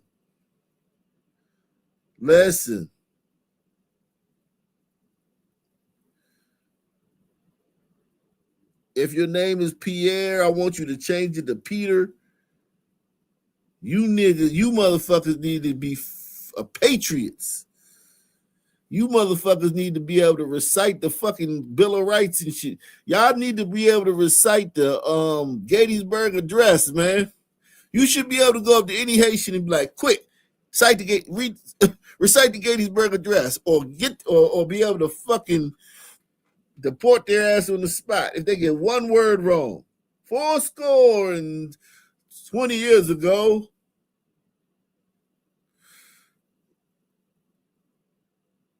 You gotta be able to 7 years ago. All right, see, it was 7 years. You gotta get the fuck out of here, man. You gotta get the fuck out of here, man. You said 20 years. You get the fuck out of here. Seriously, man. She talking about kill them rather than send them back. Okay.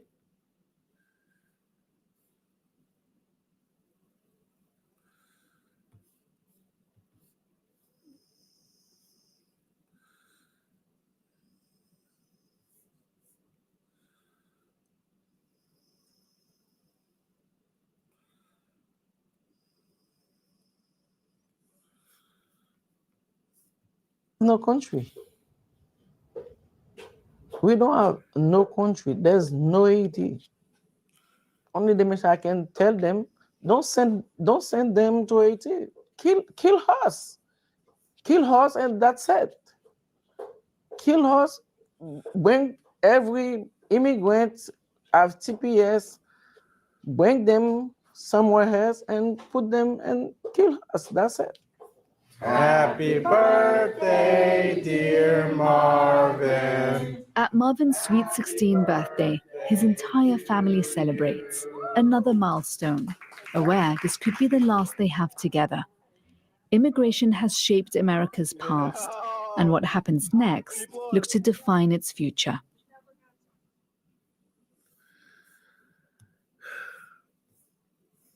Yeah, man. It's scary. It's you said legal him? Listen, man. Poor kid, man. I'm not happy getting sent back, but hey, man. These bees the laws, man. People. Lagoon, you said black people are violent. This country and the South where I'm at was built off a bunch of racism and slavery. Y'all hung my people, whipped my fucking people, and did all that fucked up evil shit. So white people are the most evil people on this fucking planet, in this fucking country. Shut the fuck up that racist shit. Lagoon, you said black people are violent. So somebody asked him why black people. Somebody said Rampage Jackson snaps back at a viewer. Okay, he's on his chat live stream that claimed black people are violent. Okay, so he's talking to somebody on his live stream. Lagoon, you said black people are violent. This country and the South where I'm at was built off a bunch of racism and slavery. Y'all hung my people, whipped my fucking people, and did all that fucked up evil shit. So white people are the most evil people on this fucking planet, in this fucking country. Shut the fuck up that racist shit. Lagoon. Can you imagine a white UFC fighter saying black people are the most? Listen, one thing about slavery that I was so shocked to find out how many female and black slave owners there were. The picture of slavery that we have is nothing like it really was, man.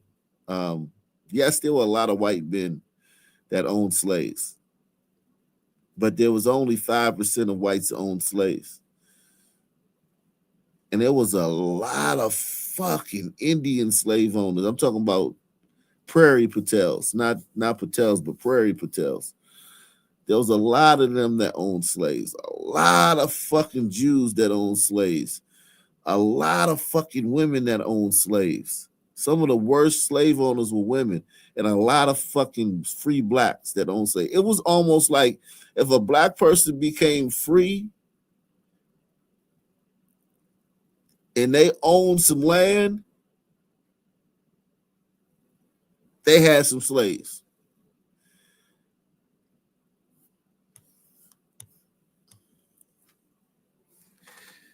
They didn't see the blacks who were slaves that got free had no problem becoming slave owners.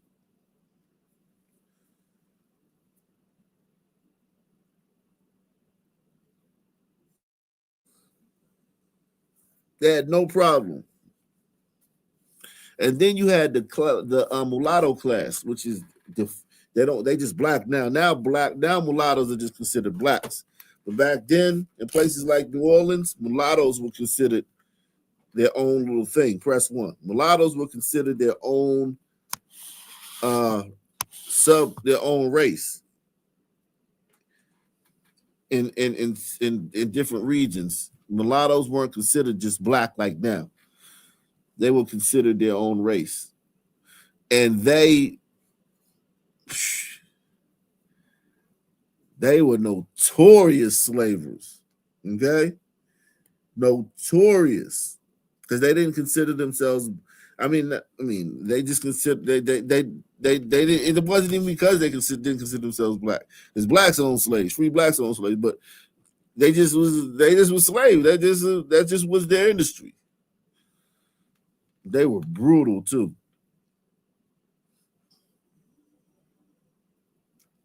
Oh, you beat LSU. LSU's down this year. This is a down year for LSU. Salute to Louis Barrow, man.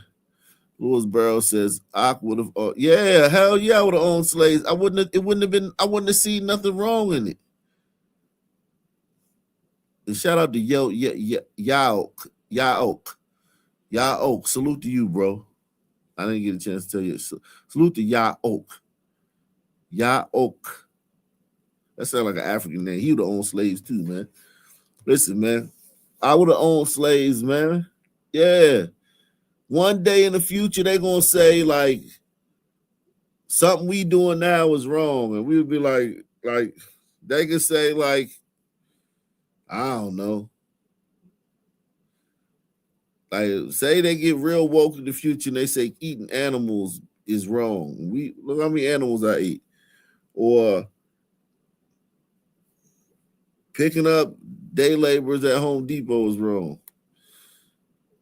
Or some shit like that. Who knows, man, what the fuck they're gonna say in the future? Because history, people in the future, they're gonna be going by their sensibilities. They're not gonna be going by the people's sensibilities at the time.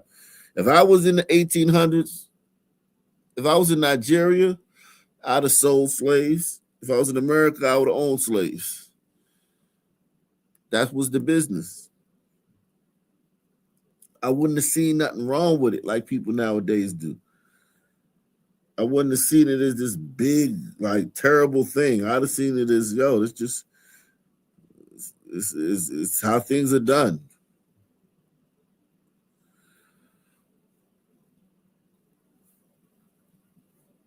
Is it all trying to make us eat bugs like animals? Yeah, man. Who knows what they're gonna say in the future? That what we did was inhumane or wrong and shit.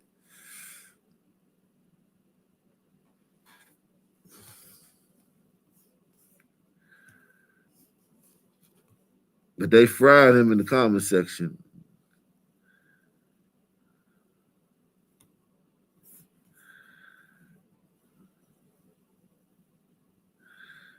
Of course, they're giving him this. Of course, they're giving him this.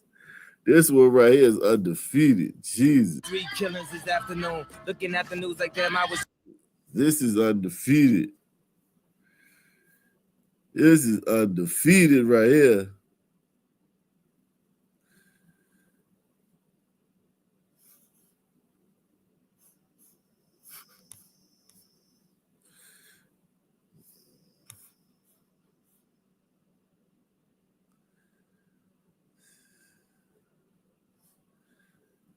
This is undefeated, Jack.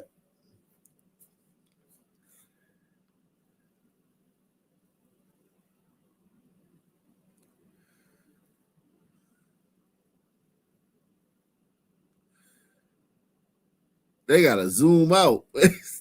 They gotta zoom out. Jesus Christ. That's undefeated.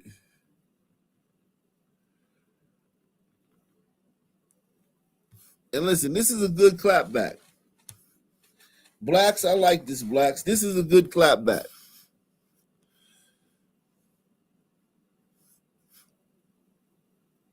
This is a good clapback. You can sponsor today's programming via PayPal, Cash App, or the Super Chat.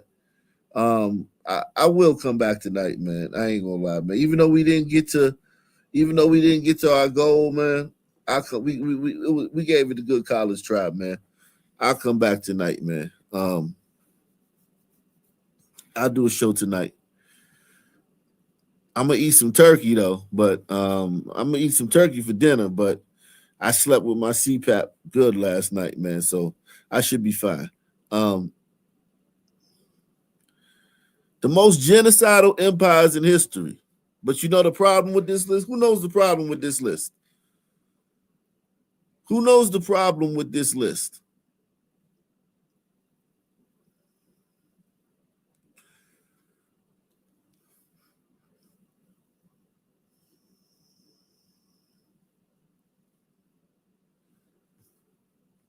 Who knows the problem with this list?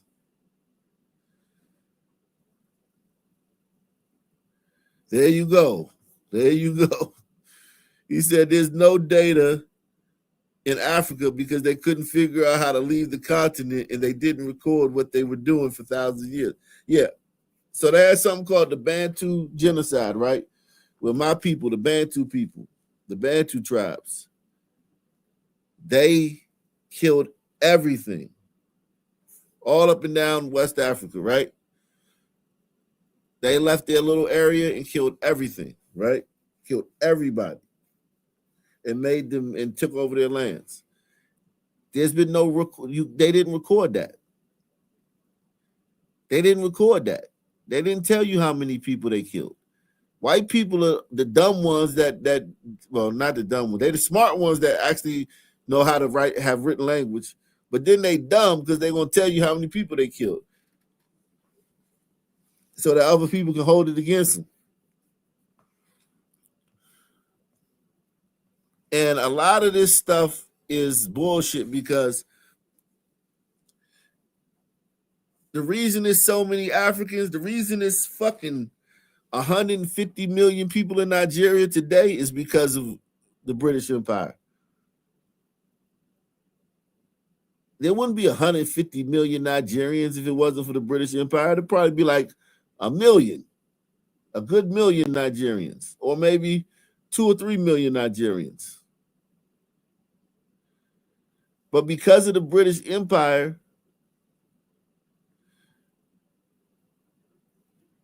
the food, to be able to feed themselves, Africans they had trouble feeding themselves when it was thousands in these areas. When it was 100,000 people in these areas, they had trouble feeding themselves. Tribes had trouble feeding themselves when there was a tribe of 5,000. They had trouble feeding themselves.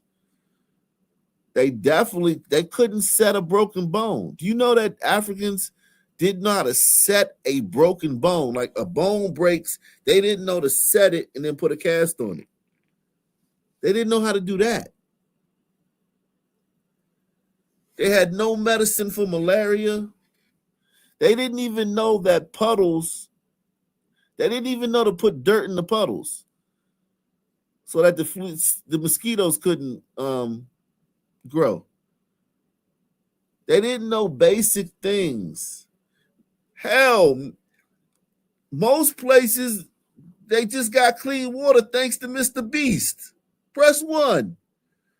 In a lot of places in Africa, those people did not taste a glass of clean water until Mr. Beast showed up.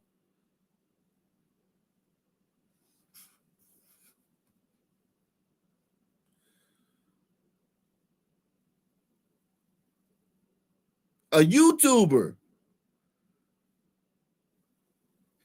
a fucking YouTuber, is now actively, salute to Aster J, man. My man, Aster J, man.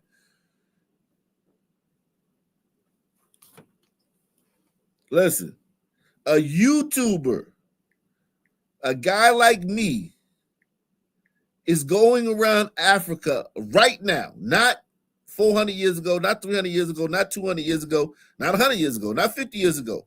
A guy like me is going around Africa right now. Okay? Giving tribes their first glass of clean water.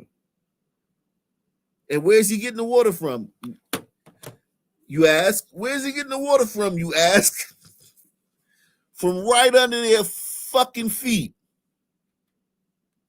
Press 1.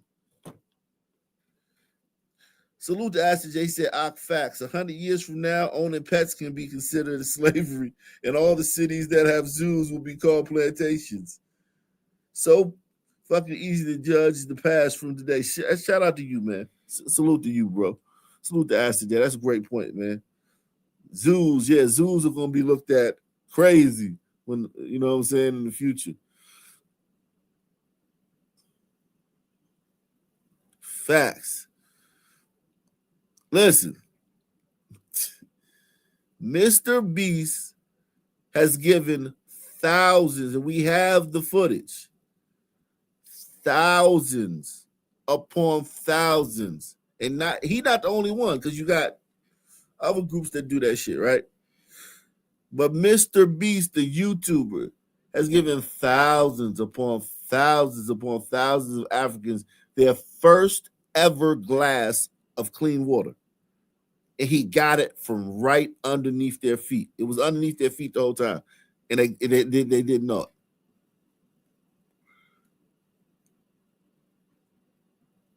So let's cut the crap about genocide, man. Let's cool it with the genocide talk, man. And we're going to come back tonight, man. Shout out to my man Curtis. He said, can't record when you can't perceive time. Exactly. Africans see time backwards. They actually saw time backwards. I seen some lady talking about how Africans perceive time, and I couldn't even understand it. I couldn't even figure it out. I'm going to show you that tonight, man. Let me show y'all that tonight. Some African lady was talking about Africans see time in reverse or some shit. But anyway, whatever it is, yeah, Africans can't perceive, like Africans don't have what it takes to create a written language. Okay? They just don't have what it takes. All right? And you can't record nothing without a written language. And all these people that got killed, all these empires that killed all these people, they're also adding starvation, they're adding disease, they're adding everybody who died at that time. You know what I'm saying? And, you know, they didn't talk about China, they didn't talk about Russia, they didn't talk about India, the Hindus and the Muslims. None of this talks about any of the Muslims. It ain't no Muslims on here. And we know Muslims love killing people.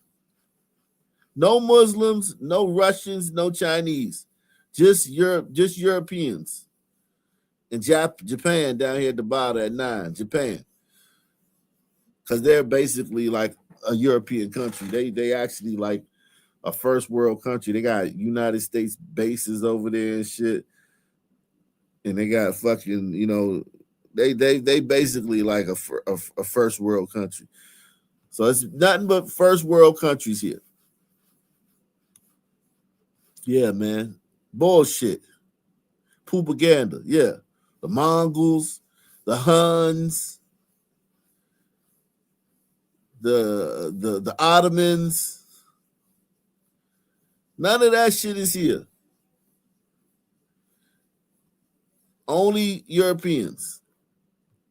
Because they was the only ones that could write shit down. And they only ones that cared.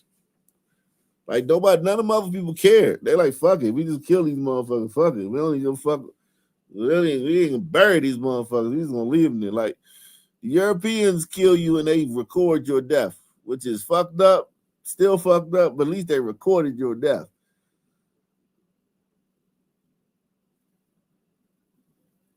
And your country was better for it. Like literally.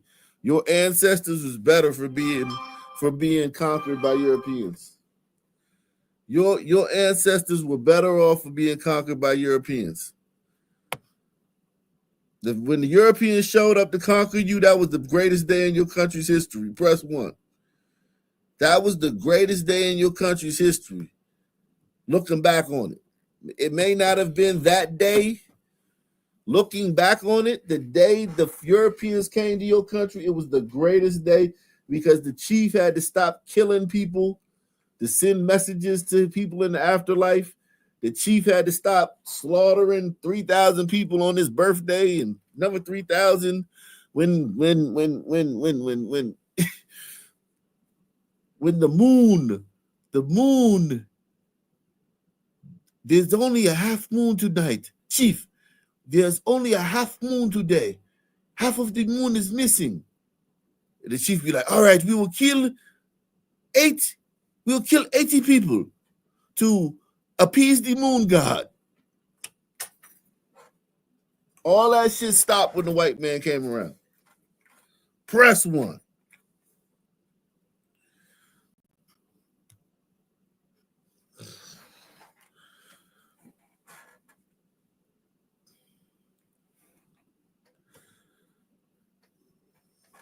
Negroes from Negro land. The only reason we got that book to see what you niggas was doing is because of the white man. If it wasn't for the white man, we wouldn't have a clue what you niggas was doing back then. Press 1. If it wasn't for the white man, we wouldn't have a clue what you niggas was doing back then. Not a fucking clue. I'm gonna get out of here, man. I'll be back tonight, man. A few hours, man. It is 7. Damn, it's 7 o'clock. I'll be back in a few hours, maybe 3 or 4 hours. Same black time, same black channel. I'm out of here.